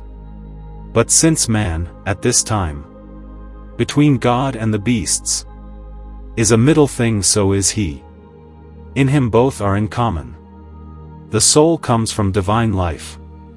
The body is also given to the beast. The one part dies, the other remains. Death does not drive out everything. The mind is, in a way, struck by the deadly arrow. But now I would ask plainly, how one rightly plants the virtue, what the mind's preservation is. It is the true wisdom, free, which continually considers virtue, and makes us into pious people, which, in like measure, leads men to life on the right path, so that they walk according to righteousness, and also rightly deal in all vices. This is wisdom true and good, which one must study rightly. Therefore they always lie in wait, and seek the hidden things, also nature's great secret, also the first bare matter. When the mind recognizes such, Only then is it also called wise. Yet the science is not this. Its teaching is wholly otherwise. He who may study it can be learned, but does not have pure wisdom. Far apart are the two. Their work is also not the same. Wisdom's fruit brings great profit. Learning, mere scholarship, is only an ornament. The former considers, in its own fair way, what the world truly has within itself. The latter teaches poorly by rote, and makes no one honest and upright. From the former one becomes devout and good. The latter only makes one clever and well-spoken with lofty show. But it does not make them any better. Therefore wisdom is pure, the planting of the mind alone, which points to true virtue, tears vices out of the heart, and ever illumines it with good, so that the same flees all vice. O noble light, the best part! O comfort and portion, and true healing! O rule toward wealth freely! For the mind you are a medicine. Service, refuge without compulsion. You are better than heaven's drink. Who loves you more upon earth? Where is your worth, your praise and fame and honor? In former times, in the pure temple, there you stood, dwelling in common. Also in Egypt openly. You truly had, for a time, great renown. No one now knows you any more. For you, every vain land rules, and the poets false poems, which yet serve nothing good. This being, with lofty mind, give witness to me, through God's goodness, that not only in heaven alone is pure and also spotless life, for it is in the region through which the air also goes. Therefore this life is chosen. In harm it has neither comfort nor counsel. And also, unto everlasting time henceforth, it will not cease in such a place, which is given to it from the pure divine wisdom. There its power and glory ever further are spread abroad. Such a secret may God, in his time, yes, grant to this corrupted world. That is the praiseworthy virtue, namely godliness with name, righteousness in every case, also pure wisdom holy, which far surpasses all other things in this time. Now whoever has this peace without mockery, he is a true man before God, and a true man upon earth, who after death may become blessed. But whoever does not have this thing, rather, in sins early and late, wallows himself about like a swine, must suffer eternal pain, perish shamefully in darkness, and can win no grace. These are indeed no idle fables, still less dreams or poems, for the things are certainly true. So I now believe the human host is not so utterly mad and blind, you perverse child of Adam, that you despise wisdom. Yes, God himself at heaven's gate. Man is indeed reason as well. It is a clear, free light, and the sole power of the mind, through which we truly discern. Evil is ever ready beside the good, and shame and discipline stand against wantonness. Therefore free will is governed by right reason, and he is wise at every hour, who is not overcome by a sudden evil passion, but sets himself against the strong wind, and quickly braces himself, so that sin does not multiply, and wholly take him in, so that he does not, indeed, perish. Therefore some rightly say, only a wise man is truly free, when, out of very high understanding, he lays a bond upon his desires, and rightly bridles insolent boldness, which stirs up nothing good. Whoever considers this rightly and well, that one should be held wise. Yet the highest science, that which concerns the power of heaven, has not yet been shown clearly enough. But I will, fittingly, also. I will take this into hand, which proceeds from the understanding, and indeed report it to you. What will follow thereafter? Namely, how heaven, divides the year into 4 parts. Further, I will show that this is no false notion, as wondrous monstrosities often, indeed, come from heaven marvelous, which happen many times, and are also seen by many, what they signify in their form, that I will soon show you. Heaven has its old course. The stars go down and up. The seeds grow manifold. The elements have their form. The year has its parts in full. After the length comes also the spring. Then comes pleasant summer. Thereafter follows convenient autumn. Then much fruit grows, and good wine. Winter brings the cold in common. Then all water becomes hard frozen. The earth, too, hard, like horn. The herbs keep their power, and likewise the metals their properties. One should also, indeed, not imagine, when a wonder birth happens, that it comes about by chance, because it springs forth and arises, not from causes ungrounded, but rather that it proclaims to the world some special sorrow. Therefore it is a sign and a wonder. Nature does it itself, by itself, and perhaps not in vain. Such a like birth, besides, drives its manner and pastime likewise. Just as when a painter, well regarded, makes a monstrous image, with a nose great and broad, and with a mouth wholly wide. Though he is a good master, he nevertheless does this by intent, so that the common folk, above all, may have something to delight in. Since now everything here exists by God's mighty power, no accidental chance can happen on earth anywhere, for divine wisdom governs, and tames and rules the same.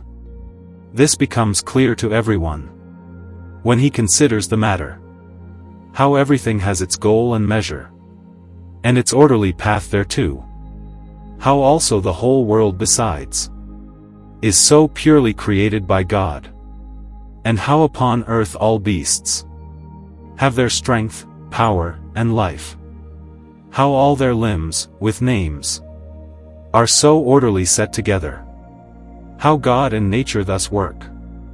Nothing is done on earth in vain. Whoever rightly considers these things can well perceive in them himself that everything, by God's command, happens in an orderly way, so that you may find it better. Mark the matter also at once. Every work is undertaken, so that its end may be reflected on. Now I come to my opinion, on which I have proceeded.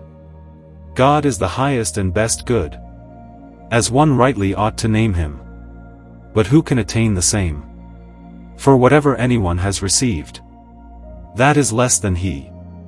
Also the lesser is far more than what he can possess at all. A little spark, indeed, might sooner swallow up the whole sea than that a man should understand and grasp so great a Lord.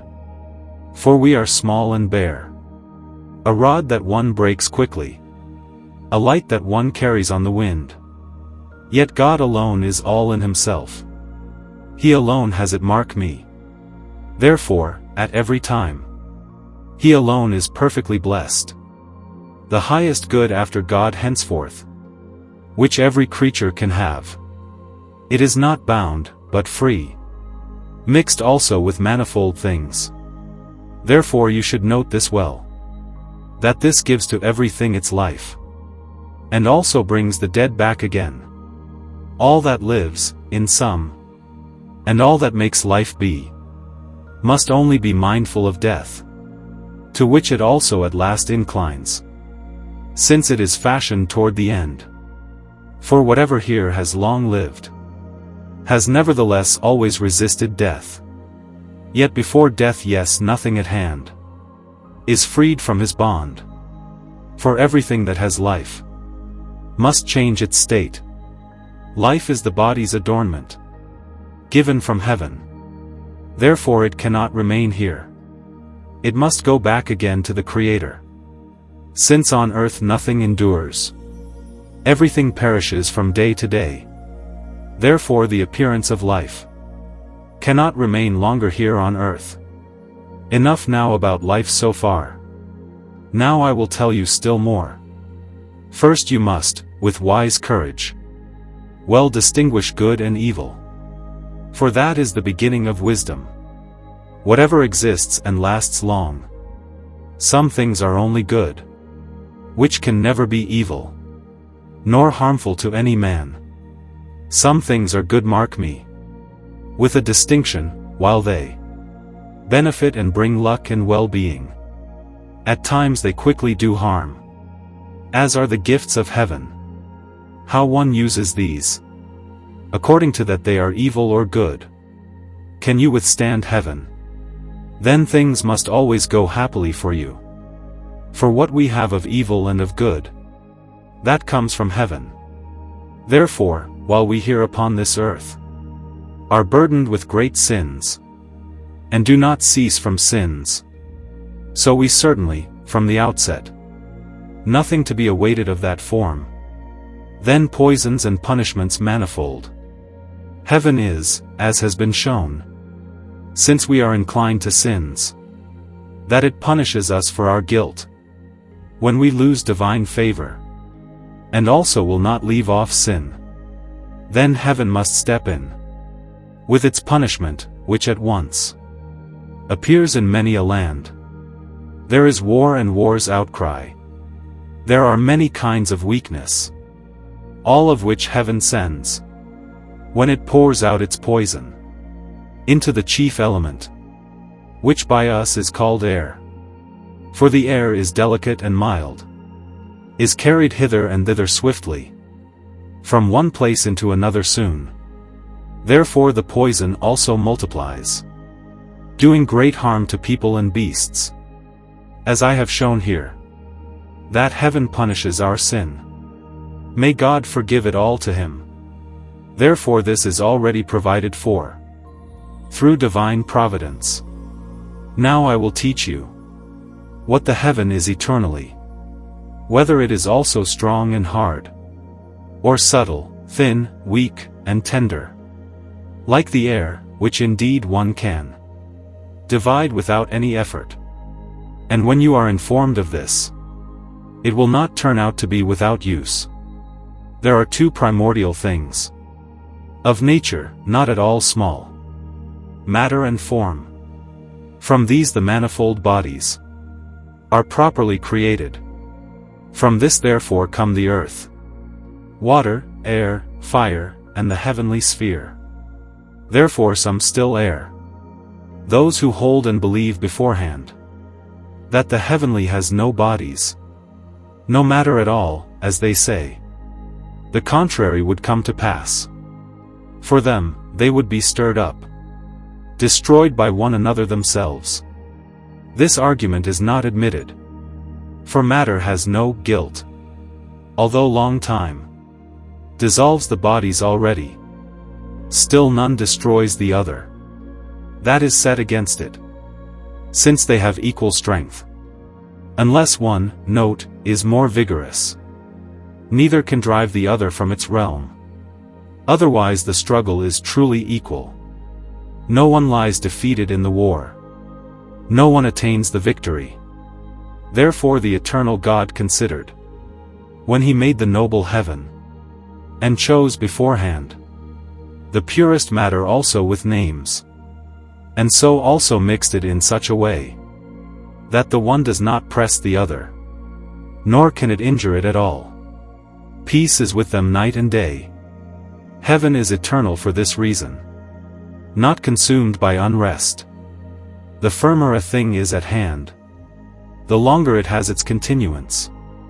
Therefore the nature of the whole heaven is like an adamant, so hard, no fearful harm can be brought against it, be it air, water, or fire. It is subject to the Lord alone, who made it and has it under him. Yet there is a further argument. The first motion, the measure of all. That is, the highest heaven is good, and draws the others swiftly along with it. From rising unto setting, through 24 hours. Though they run against it, it nevertheless moves them by force. This would happen in its course, if they were not stiff and hard. Further, the moon is without slack, namely for half the day, I say, which the sun cannot shine upon. It goes on wholly with the heaven. Thus the stars, in the time of night, have the heaven's color ready. But the moon also, and the stars pure, are hard, and cast a shadow. As when a darkness comes to pass, so the moon drives away the light of the sun, and its bright radiance. The earth does not receive it wholly. Why then would one, even of heaven, not also grant it glory? Else it could not its stars keep fixed in one place. They would wander about forever, up and down, straight and crooked. Yet the great heaven, from afar, is not harmful like the stars, though on earth they may indeed be seen by us clearly. Yet they are not all alike. Their shine and virtue as well. The stars have not only power. Each one has its own property. Therefore the heaven is but the seat and place of the stars, not their matter and substance. What power has the heaven's gleam? At night it is wholly in the stars. They rule the world, in truth. They bring much change with them. That is the meaning, properly. For every saying is false verse, which one cannot clearly prove. Nature has such a tendency, granted to all men, purely. Yet few make use of it. Therefore there arises, from the beginning, so much error and great vice. If everyone on earth, with praise, would let reason rule him, then one would not so quickly lose all wisdom here upon this earth, which is worthy of great praise. Then all art and the adornment of knowledge would be rewarded forevermore. It is nothing but our own fault that we lose the divine favor. Therefore God turns away from us. The divine power blinds us. Then sight is easily deceived, and drawn away from the truth. O Phoebe, do stay with me. Help me write a few more verses. Paper and pen are ready. So now I have not much work, for all my sense and courage is fixed solely upon the practice, which I, though by a parable, would show quite openly, so that the wise and the devout might also reflect on something good, from which they might have praise and honor, with money and goods in like manner, so that they too may have a livelihood, and live rightly before everyone. Take heed, keep these words, now and at every time hereafter. After the morning red already had come forth on a morning, and the stars in the clear heaven had all vanished away, and as the sun would come forth, standing half above and half below, I marveled at that time, that from the water already the fiery foam should rise up, and shine like clear gold, since the two things cannot together endure in its course, namely fire and the tender water. They cannot exist together. The sun in water perishes, therefore it will not be fiery, or else something in common is lacking, that the sun should rise out of the sea, and bring here its shining with delight. Such a thing I was pondering, as I went walking in the wood. There I saw an old graybeard, clad in a very white garment, leaning only upon a staff. He had a gray beard, without shame, was dry of body, as I tell you, and had a very lean face. Upon his head the old man, fittingly, wore a little wreath of dry leaves. And when we two came together, then we greeted one another. The old man asked who I was. My name too he desired. This at once I gave him quickly, and asked him in the same manner. As he was called, he spoke to me. This I will gladly tell you. For Snerutas am I named. By many I am well known. They dwell throughout the whole world. Yet not everyone is pleased with what I do. For when this one praises me greatly, that other one reviles me all the more. Therefore many kinds of mind on earth are found among men. I addressed him, saying, Old sir, may God's grace be with you, not far. Since all things are known to you, and in you also is much wisdom, I humbly beg of you to teach me wisdom as well. For you are indeed the nearest to God. Share with me many good commandments/precepts. How wise teaching may instruct me. Do you have nothing else to do? The old man said, I have no business.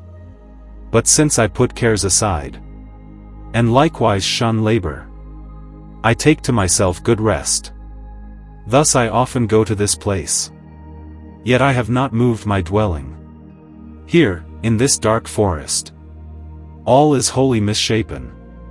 For here no person at any time is safe from wild beasts. Therefore I do not refuse you, since I bear great friendship toward you. What you have desired is fitting.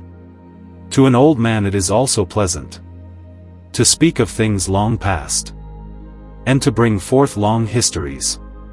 But so that no one presses us, and that we may speak at length, let us go out of this valley, and climb at once that mountain, high up into the heights.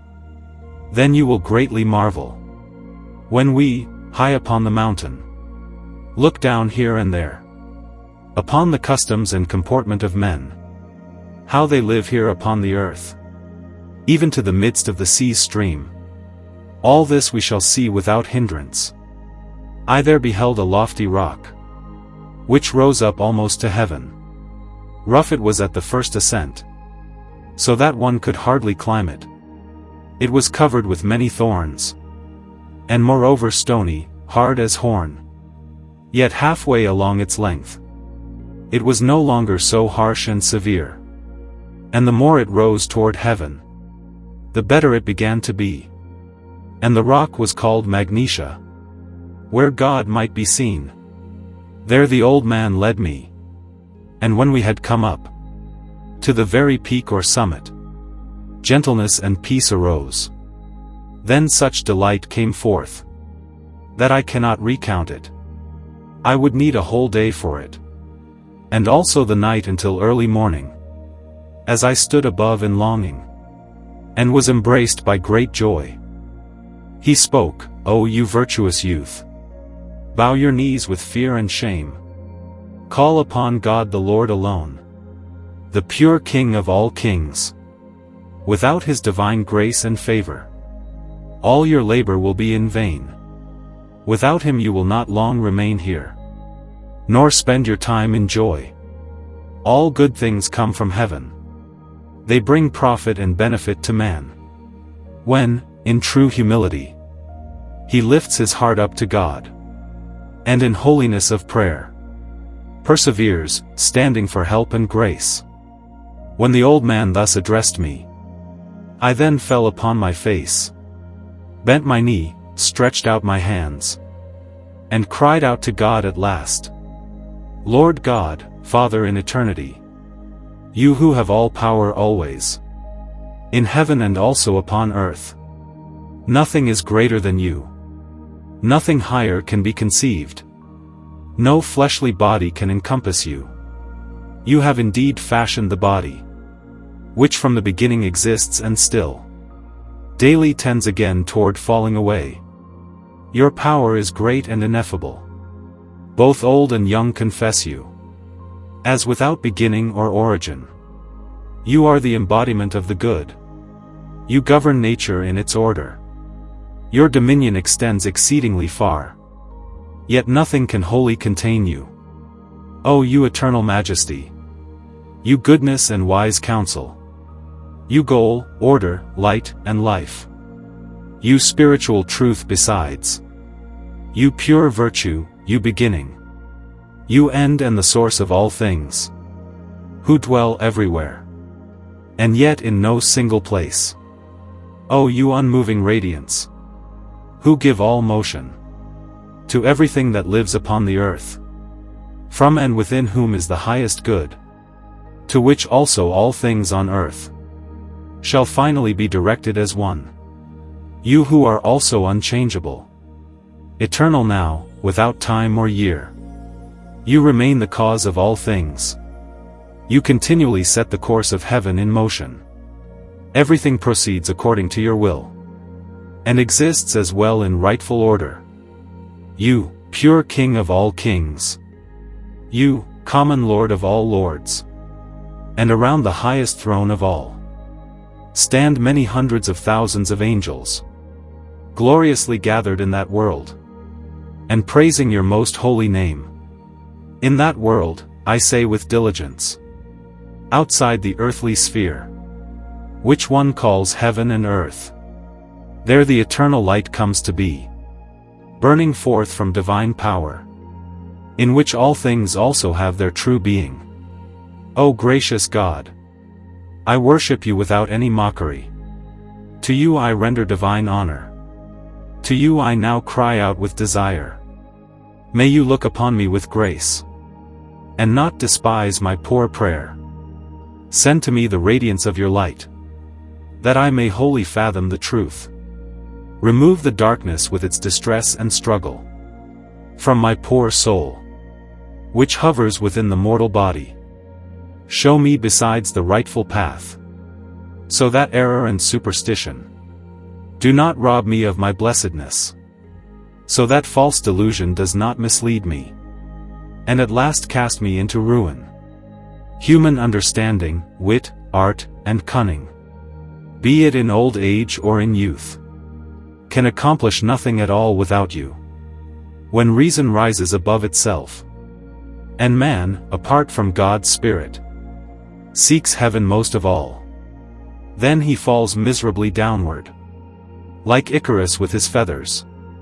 Without you, the ground of truth is hidden from him deeply at all times. He does not know how he shall attain blessedness after this life. You, great King of all kings, in your heavenly palace, graciously forgive me my sin. Grant that I may come to know you here in this valley of misery. Let me be pleasing to you as well. Grant that I may examine myself thereby, and know from where I have come, why I strive upon the earth, and how my life shall come to its end, whatever I should do or refrain from. O Lord, make known to me the right paths, so that when my goal at last arrives, the body may rest within the grave, and death bring me no harm, but rather that my spirit may soar high into the heavenly throne, and dwell there with you in joy. When I had completed my prayer, the old man answered me again, Now you have truly reconciled God. Your offering he has not despised. Therefore, young man, be joyful.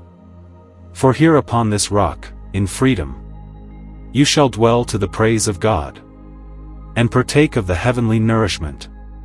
As he spoke this, I was transformed. Yet quickly the old man vanished before me, and all around me it became completely still. My heart, courage, and will were enraptured. I perceived through certain inner knowledge that strength, grace, and power flowed into me. A bright light shone all about me, and my sight was opened as well. Before me everything was revealed, and nothing at all was hidden. Swiftly I was carried along by a gentle and also silent wind, toward a beautiful green valley, the like of which I had never seen before. In a very short span of time, I was thus transported far away. When I came near to the ground, I saw gates full of delight and adornment, all glowing entirely of silver, and also of fine gold, so clear. With joy and bliss I entered in, and carefully surveyed everything therein. There I found standing open at once a beautiful, splendidly adorned hall. It was adorned with noble stones, the like of which cannot be found. And standing in that hall there was a noble queen, radiant and clear. She shone like the bright sun. With her there was pure joy and bliss. Then all the harmonies upon the earth, whatever they may be called, were gathered together there at once, and sounded sweetly in the hall. For there was a splendid work, far more beautiful than Lady Venus' mountain. The queen then opened her mouth. When I had observed all things thoroughly, she spoke, would gladly like to know what you, young man, have to do here. How did you come here without any danger? Up the mountain? For I greatly desire this. I stepped forward and fell before her. At once she raised me up again, and said, You must not bow so deeply, and show such divine honor to me. Humanity is pleasing to me. Thus I am accommodating to all things. Therefore do not show me the truth, what it is that you have to do in this place. I said, Most gracious lady, as I stood there and looked about me, I am ready to serve you, in all humility, so that I may clearly perceive your wisdom openly. For I can plainly perceive that you are full of all wisdom. As soon as I had spoken these words, she at once began to speak, and said, Your future amazes me. She also asked me many particular things, all of which I explained to her. She allowed it all to please her. She also said, God has touched you, and led you, young man, to me, so that today you may freely teach what true wisdom truly is. Ah God, how the world is altogether caught deep everywhere in darkness. How it has sunk into folly, and is grievously drowned in blindness. We see many images of men, thousands upon thousands without aim. But a true human being upon earth is found exceedingly rarely. Thus this world may well be called, with great lament, a pit and wood of folly, full of all sin, shame, and error. Therefore turn your ear toward me, and quickly heed my words. For I wish to prepare your mind, and drive away all darkness. When she had now spoken further, she firmly seized me on the spot, and led me into a great city, the like of which the whole world does not possess. Everything there was unknown to me. The walls entirely of adamant, and of pyrob, the shining stone, were built throughout. Oh, how exceedingly splendid palaces have I seen, beautiful and strong. How many temples and many halls. How many gardens without number. How many splendid chambers there were. The floor also was paved with gold and manifold little pearls, with pure silver of the same fashion. Many more beautiful things besides have I beheld in that place, which I cannot recount all. Yet not everyone should know them. Soon we came into a garden, in which was the highest adornment. The walls there were golden, completely set with noble stones. In the middle stood, with joy and delight, a splendid, clear, beautiful fountain, which shone by its clarity, and also continually moistened the herbs, which there in great number were everywhere so beautiful. The birds also, with their song, sang so that it sounded wholly lovely. When they lifted up their voices, the goddess spoke, Hear my words. Young man, go and wash at once your eyes in the cold fountain. Thereupon she gave me a little book, which I have kept very well. as soon as they're at that place. I had washed my eyes clear. Then my dim sight was opened. And nothing was hidden from me. From this I received great joy. All sorrow vanished from me. The goddess spoke, willingly endure sorrow, until your spirit is dissolved. God keep you, I now depart. At this I received great grief. As I was about to answer her, she so quickly left me, and flew away like the wind, swiftly back into her palace. Such things, however, with care, I pondered within myself earnestly. And soon, near the inn, I wished now to lay myself to rest, and there my weary limbs to refresh again well through sleep.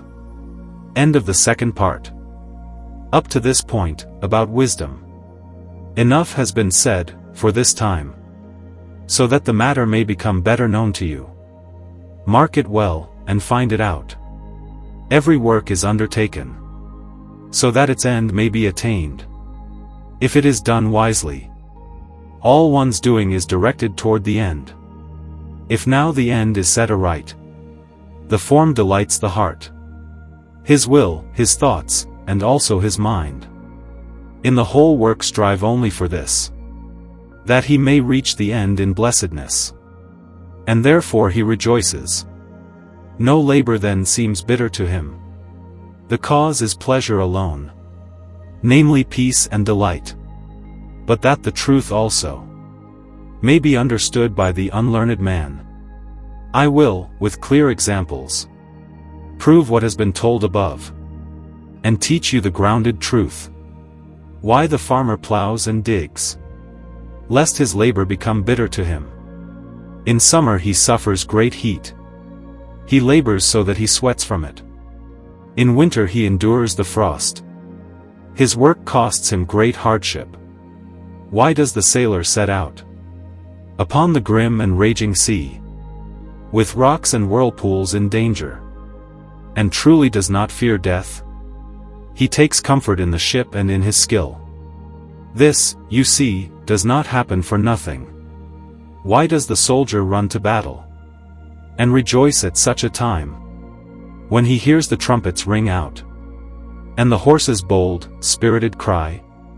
Why does many a man also apply himself so fiercely to the arts, through diligence to all the books besides, and has neither day nor night his rest? Namely because after long labor, honor, profit, and pleasure follow along. If honor and rest do not move us, then art and virtue are laid aside. From this discourse it is shown, and each may understand it well, that wisdom and all the arts are praised with the highest acclaim.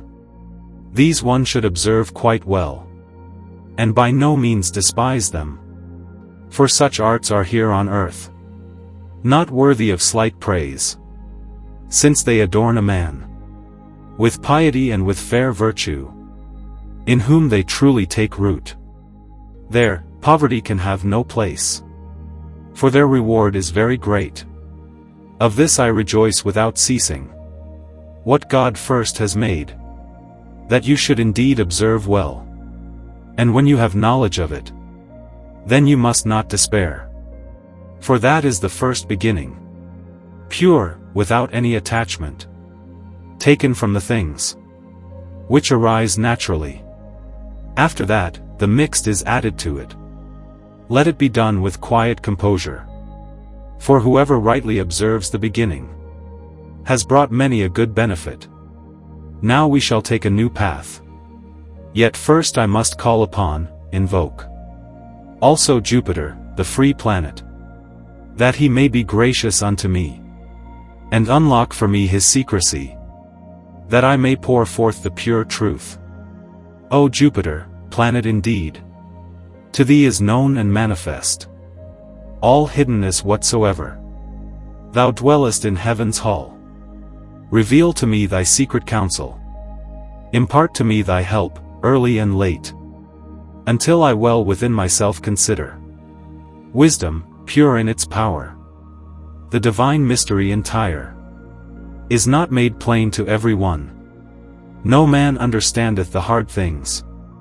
God mocketh them unto him easy, and shareth with him the radiance of his light, to know the truth wholly. For many secrets there are indeed, which none can know at all. Much less, I say forthwith, are they fathomed with one's understanding.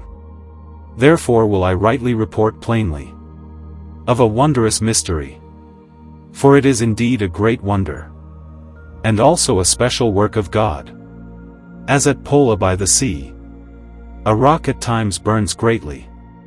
And when I heard of this place from trustworthy people, I pondered the matter further.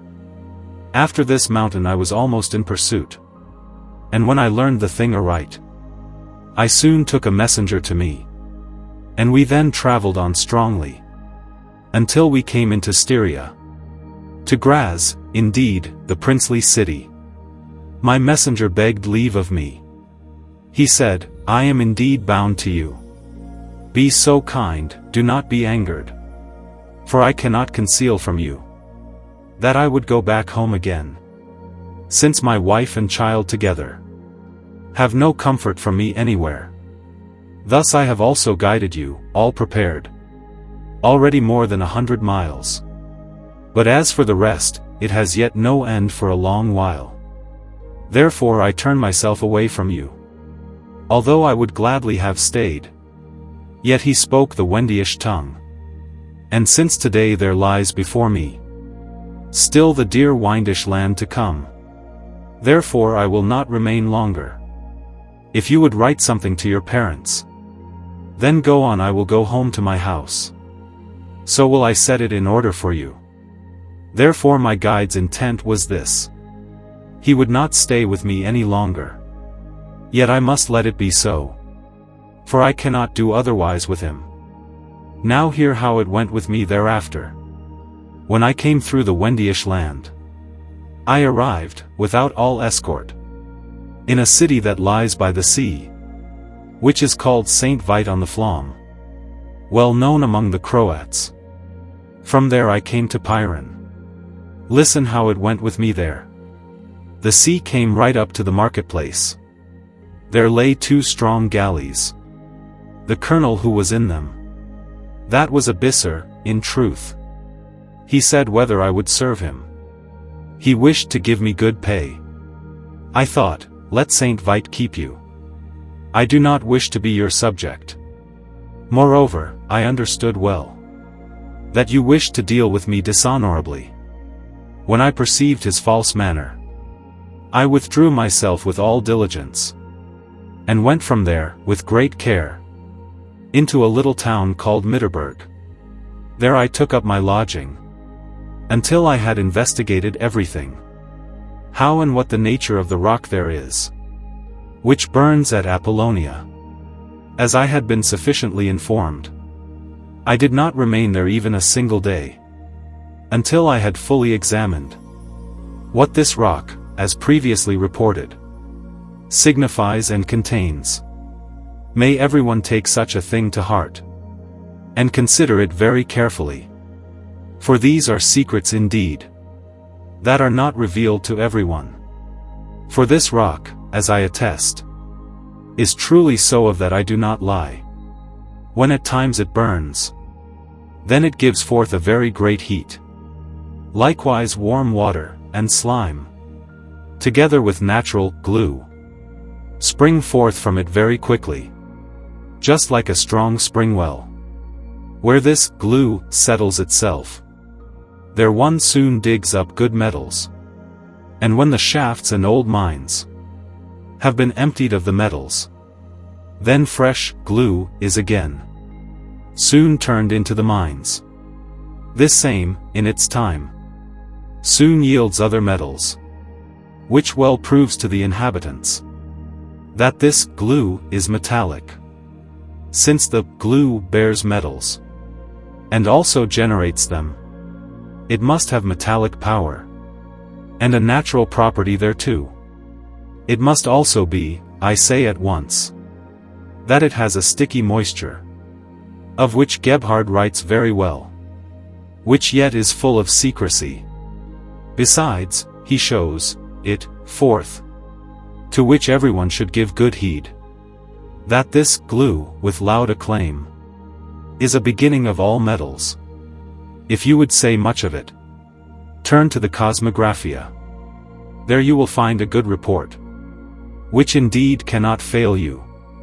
In the 1200th leaf, also on the 1023rd, it is expressly set down as well, how such a thing is in itself, to which I would point you, that you may have testimony this is true.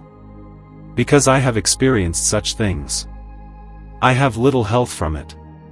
For I came home sick, drawn out through Hungary and Bohemia. Yet I will also tell you this, that when, after a year and a half, I came home again at last, which myself took as a wonder, my messenger, as was said above, had departed here out of this world. Great toil have I, as shown, undertaken, to learn more I was inclined, that I might search out all things, so that it might also bring me profit. Had I certainly known what I now know, I would well have spared this journey. For Histria, as I tell you, cannot accomplish such a gift alone. So you must rightly use your understanding. You need not travel out of the land, if only you will rightly believe me. Thus many a man, before his own door, need not go into foreign lands, when the beginning is known to him. Therefore whoever has higher knowledge may indeed seek this path. Yet at every time it is also trouble and labor. This also is truly a secret, which one certainly does not find much of. Yet if one, with sense and leisure, will well consider the great world, then he will find wondrous things, which are not base nor so small. They are sensed as soon as they are at hand. They are considered by the understanding. Yet little does one truly allow to recognize wisdom clearly. Therefore we are blind and foolish, and lack all wisdom grievously. For this is brought to the scales only through much labor, after a long time. If one rightly strives after it, yet one must seek day and night, in whom no repose is felt.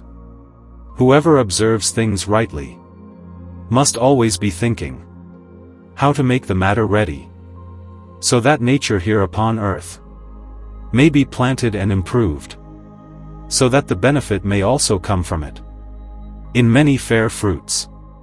Yes, so that the heart also, with sense and courage, may rejoice in such fruit. Such secrets are many more, and are very hard to overcome. If I were to show them all, many would thereby have loss. Therefore I will let them remain untold, and rather write of something else, so that the time may not grow long for you, while I go about so long. Therefore I will leave off from it, and will go through it briefly. Yet someone might ask me, whether, besides this light, out in the great world so free, there might not be something more to be found. Though the matter is high and weighty, yet I answer it rightly, and take this way in hand, that it was not known to the poets, nor yet the true, clear wisdom. I bring it forth here openly. If the eternal God grant me otherwise, His grace, without mockery. First, the Creator of all things, from whom the good also is wont to spring, we confess with joyful mouth, how fair and good He is in truth. Therefore, where He chooses to dwell, there must His glory also be. The good and the fair, in like manner, yet the same, everywhere, is outside the vault of heaven, above, in the divine world, where God, namely, on His throne, already leads a blessed life. And although there the things float quite evenly, without any matter, yet they are truly real in themselves. Besides, wholly perfect. and far fairer at every time than whatever is from matter. The form that stands by itself, without matter, early and late, is more perfect indeed at all times. Such are there in eternity, pure, wholly perfect, which can lose neither year nor day. No misfortune can harm them either. They are borne up with his care. Many fair things shine there, which one sees here in no place. From them heavenly joy springs forth, and pours gloriously into the bodies. Secrets, together with their origin, no human tongue can tell. Secrets that always endure, can never be lost. Thus the spiritual forms. Plato, indeed, beheld them in his heavenly mind, which he had from God's goodness. Although his writings are sound, many, from false grounds, have given little heed to them, but have mockingly laughed them to scorn out of envy. Yet he possessed clear wisdom, which is the highest virtue indeed, for nothing can be compared to it. It shines like the bright day, by which one, without light, may nevertheless see clearly with the face, eyes, when it adorns a man, so that he recognizes the highest good. Thus virtue also, indeed, is the beginning of clear wisdom. If you have virtue at hand, with wisdom you attain both of them. After the foundation has been laid, take hold of righteousness swiftly. Do no man wrong, neither with words nor yet with deeds. Burden no one with oppression. Whatever you do not gladly suffer, spare your neighbor from the same. Live with him in all friendship, and what you would have men do to you, do the same to others, late and early. This is the true law, mark me well, which nature herself teaches you. If you will not keep this pure, you cannot be pleasing unto God. And after death you shall thereafter not look upon heaven there. Do not wound another man's honor, nor delight yourself in another's goods. Strife, discord, wrath, also hate and envy, and all evil desire, shun these as well. Show help to the godly with haste. Do good also to the wicked at times, that they may harm you the less, nor burden you with grievance. Do not let yourself be drawn away from what is right. Flee far from gifts and bribes. Likewise, love and hate treachery, for men very often bring regret. They blind a man's sight, and also turn him from the right path. And many a time the last hour is already at hand. You should consider this every day. Ah God, how few people truly can wholly avoid what is earthly, and, before all things, rejoice, lifting their hearts up into heaven. For it is hard, I say here, but the great reward, freely given, makes all labor light upon earth. What greater thing can come to man than to know God, pure and clear, to see him and to proclaim him? Therefore we should, late and early, shrink from no labor, fear, or toil, to attain that great good, which makes our heart rejoice. While the lazy, after their custom, do nothing, but fill their belly with words. The lazy would also like to enjoy ease, and yet they alone begrudge the toil. The path of wisdom is rough indeed, yet a hard-working man may walk it easily. Great is the reward, truly, I say. Yet I must still teach you further. I will rightly explain every matter to you. Why fire, and also the earth, are nobler than the heavens are, since they indeed have no need of any other mover at all, but act of themselves in the center, or rightly desire thereto. Therefore it is to be believed here, that the heavens, free in themselves, as also fire and the earthy, are each moved in their own proper way. For nature is much stronger then its movement in its time. God alone overcomes them. In the heavenly essence. Nothing greater and better, without mockery, is there than to accept God. But I mean nature, which is clear, pure, and clean, and also its being without any compulsion. It is the beginning of everything. Nothing exists without it. It remains always henceforth, so long as the world stands, unwearied. This is poured into everyone. Yet the shape, I must confess, is what the Latins call formas. For it gives to all things alike their being and their execution. It also accomplishes its command, which it has received from God. Each thing, through the form, has its being and its continuance, as it is ordered by God. Thus it remains always fruitful. This is nature properly. Form and matter, mark me, it far surpasses. For it is a good beginning. From it, as created, proceeds the pure, since it is pure nature. So that we may speak of this otherwise with reason, and talk without a false mouth, and bring it forth clearly. That nature, with few things, is content and well satisfied, and even takes what is lowly for good. Yet because of our sin at hand, we have no understanding of things. All the human race judges rightly only with the senses, and all that floats before the eyes. Therefore I also say, whatever lives under fortune's rule, which indeed is all fulfilled by God, riches, comfort, joy, lordship, come to men from above. Our will cannot give that. Who is it that can turn these things aside? But to strive against it does not help, when such things are not done by God. Rather it harms us far more. So many have burdened themselves. With unrest they have mounted high, against the will of God nonetheless. They have become poured out, wasted, and have shortened their own life. Whereas, at every time, he to whom heaven is favorable often has great good fortune at hand.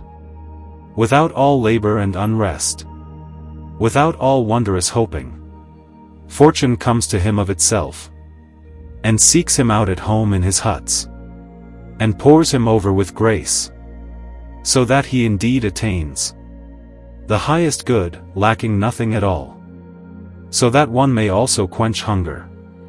May it help them without ceasing. Too much is enough for no man. When we now daily have enough, then people only complain harshly. But whoever desires only enough, he can bring it easily to pass. For nature, with few things, is content and keeps silent still, which God indeed wills to have so. Now I will also say at once, that which arises from understanding. Since, then, the divine nature is thus pure, also fair and clean, nothing vain at all is found in it. What God has created, indeed, he has made it free in itself, so that its power is not in vain, nor hidden away in mockery. Now God has been able to create endless things, take note of that, so that he has great power. His power also shows itself in every way, and has left nothing purposeless. Therefore the form is powerful and good, if one rightly recognizes it, for it is not defective. Thus from it flows all power. Therefore also the shape, Gestalt, must be altogether manifold. Eternal benefit, as it is born, is always perceived in them. In it there is neither deceit nor guile, nor is there any suspicion at all. God's foreknowledge is at hand, which always opposes resistance. So great is his wisdom and goodness, which eternally grows green and blossoms. The vapor from the mountains, always, he gives as matter to the winds. But in the air he makes the living spirit, moving by day and by night. O highest God, upon thy throne, be gracious unto me, so that I may yet show how one remains in the right path, and how one, so I freely say, may without ceasing be pleasing to thee. First, forsake the lust of the flesh, and wholly avoid it. Take heed firmly of the tree's content. It harms man in many ways. The sweet and pleasant poison, which strikes many men's hearts. Avoid it, I counsel you freely, so that it does not rob you of your joy. When the last hour comes, then your goods and wealth fail. Money, goods, understanding you must lose, and all that adorns your body. For a small short pleasure, mark this well, you sell off eternal life. Then you will cry out, how much?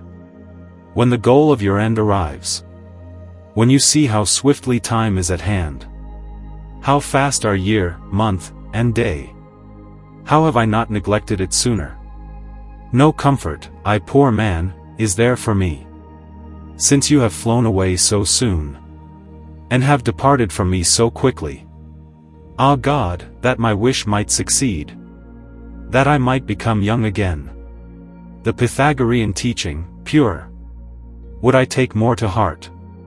I would keep to the right side, path. The harsh wind should not drive me off. The narrow road would I now walk, as everyone should act uprightly, and always love wisdom, which stands in eternity, which gives praise and honor alone, also in this temporal life, and which can die neither here nor there, nor perish even in death. But me poor, unthinking, lust has brought to ruin.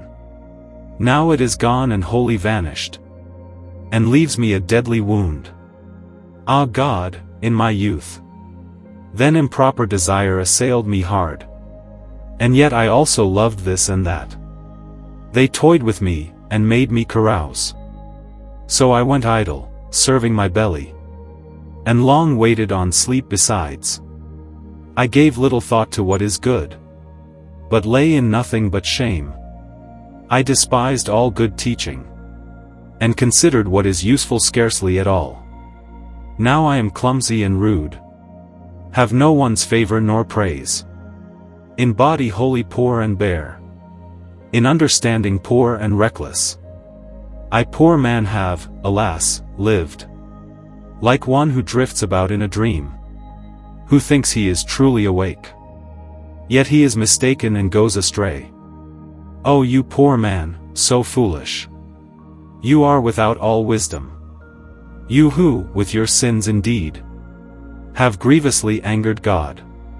Now I instruct you herein, how you may be freed of sins.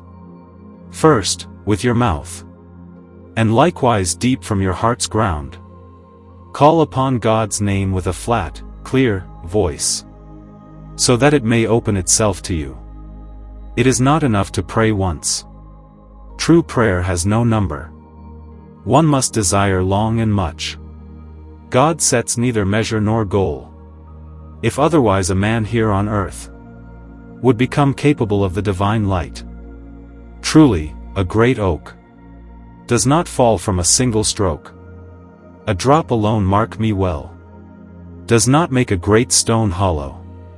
Moreover, the city of Rome, I say further, was not built in one day.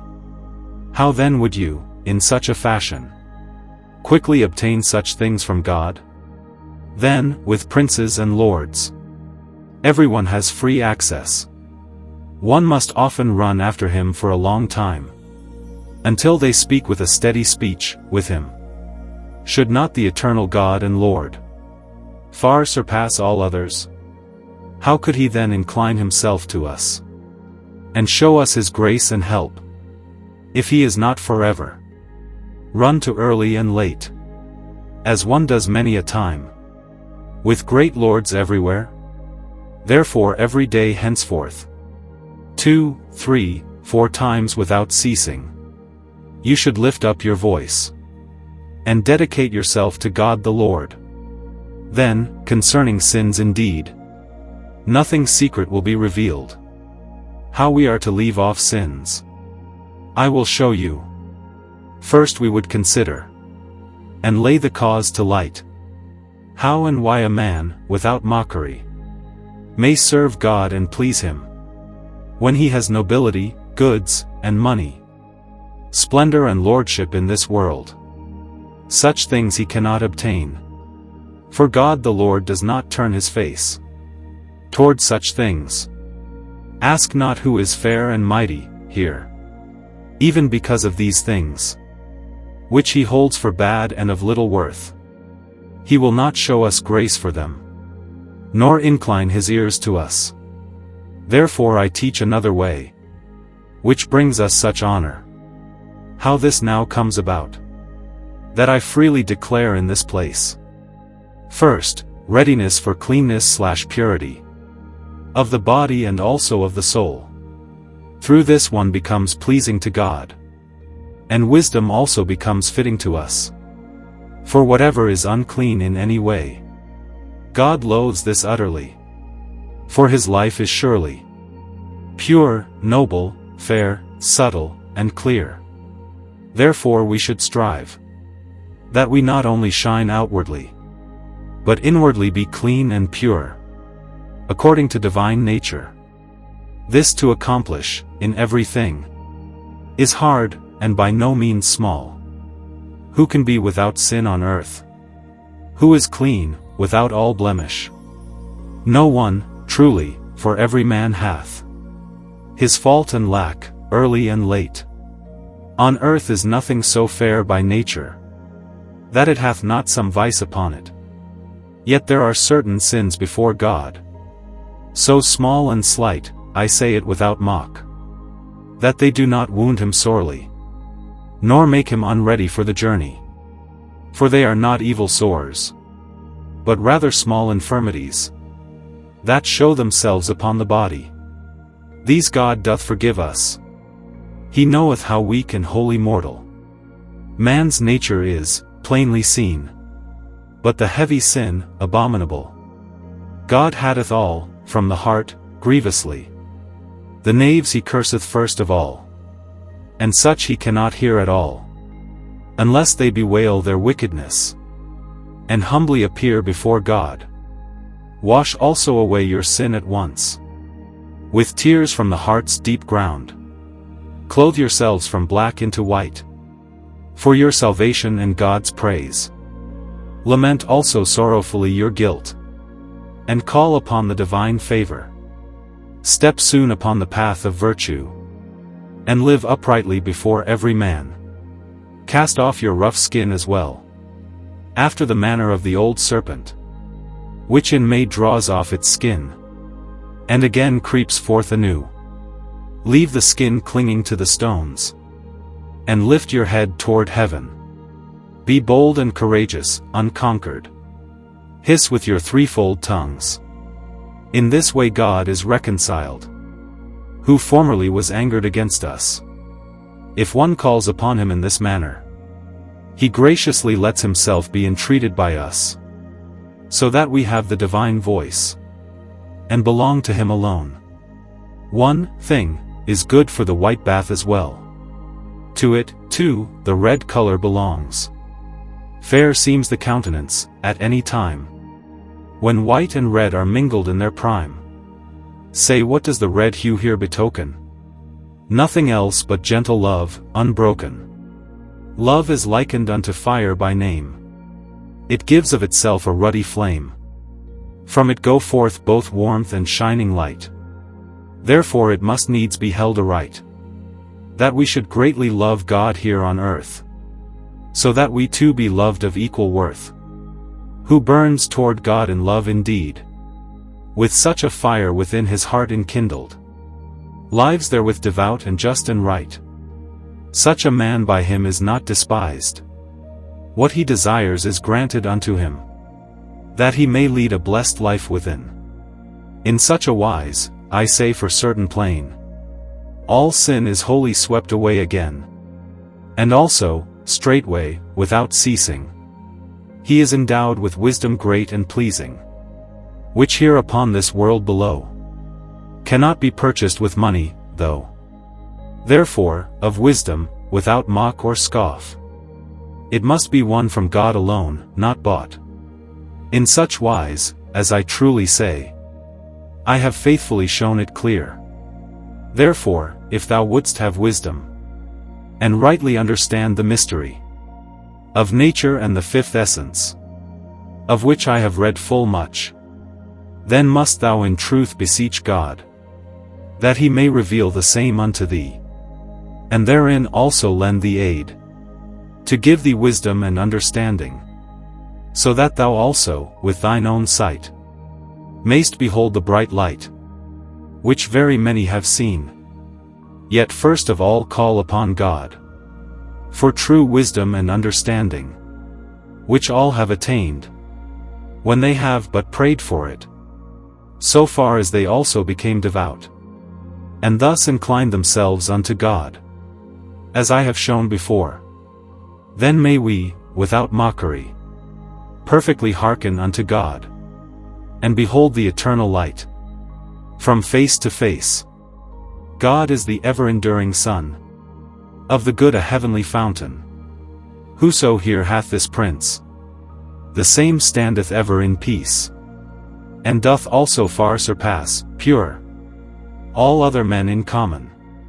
He feeleth also heavenly power, and is made partaker of divine help, which I also, as the highest good, do perceive within my mind. For he, through his subtle teaching, openeth unto us many secrets.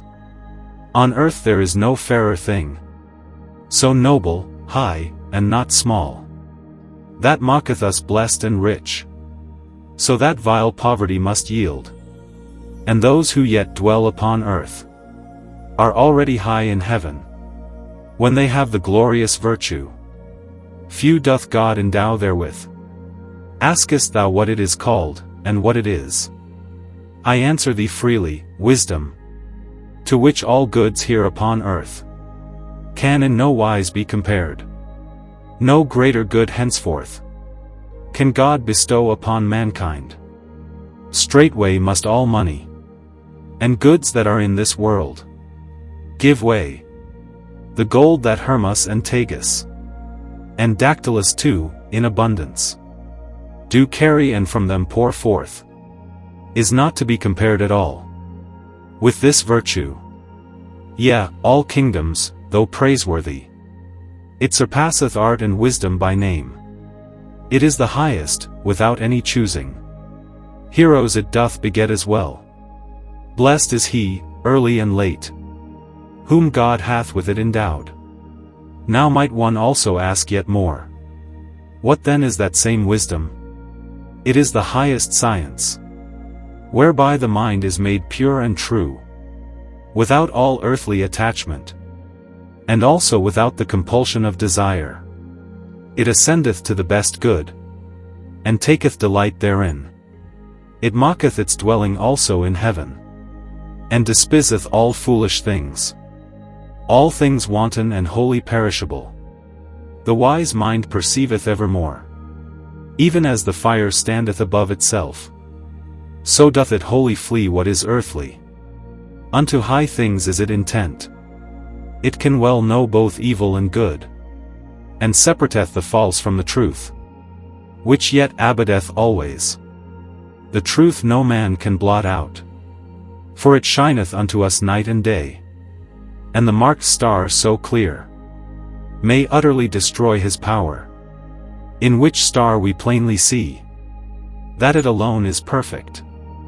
For the ancient sages, pure and true, have found it for their stone, through their sharp wit, so wise, which hath given them enough, a certain maintenance. Moreover, have they had in every place. They lacked neither victuals nor money, so long as they lived in the world. In this manner have they likewise many lands, cities, and kingdoms experienced, and many other things besides, that art, wisdom, and doctrine have brought him. Nothing is more glorious than she, wisdom, here in this bewildered life. Yet no man can become wise, unless he drive from himself all vices and unclean sin, and make his heart pure. For wisdom, bright and clear, dwelleth not, in truth, in any unclean mind. Hate also, as a thing pure and tender, all that is of unclean kind. Furthermore belongeth unto wisdom natural forethought, and astronomy in abundance. Thus one climbeth the ladder unto wisdom, high and subtle. Of this I could yet say much, but it might weary some. I must now conclude the book. O highest God upon thy throne, a King of kings, devoutly served, thou who through thy wisdom hast all things at the last ordained and fashioned. O thou beginning, middle, and end, to whom all things obedient stand, than whom, at every time and tide, nothing is better, nothing more glorified. Thou who above the heavens all art exalted, with rich-sounding call, and dwellest in blessedness, now and forever, in eternity. My heart toward thee most fervently, with sighing doth uplift itself, and calleth upon thee every hour. Thee also I beseech from heart's deep ground, that thou wouldst to my labor grant a good end and blessed event, that it may a happy issue win, through thy help and grace within. Enlighten most of all my heart, O Lord, with thy Holy Spirit, for thy wisdom hath no number. Thy power is wholly infinite. Thy glory, might, and sovereignty appear in manifold variety. When now my soul well from the place, from the prison of my body, goes forth, and with it, ready, fear three things, namely sin and mutability. It will seek heaven there, and thenceforth be wholly perfect. For whoever dwells gently with God, he attains likewise a godly nature. O thou high heaven above all, thou fair, royal hall, how pure art thou, how clean and clear, how glorious and how wonderful! Being of stars and planets, thou givest forth of thyself a noble shine. Thou art full of delight and joy. In thy realm one lives right well. But since in thee the earth is of little account, it too hath far fairer things than here in the world, the worst house, and a wretched veil likewise set before it. What is there, compared with thee, to be held fair, where the angels in high throne stand before the divine majesty, and praise him eternally, early and late? Yet one thing more will I set forth, that thou also mayest have knowledge of it. As for my age, as I truly say, which is 23 years, I will not conceal from thee either, that I am bound to service already to a most high worthy prince, and am to him wholly subject. I have also still my portion under him, and also wish him luck and welfare, since, through God's gift, I have completed this little book of mine, with much labor and many things. Let it now be finished by me. How can I thank thee enough, thou heavenly King, wise and prudent, that I have ventured myself to take up, with careful heed of nature, her fair and glorious works, steadfast, and to set them forth thus before the hand?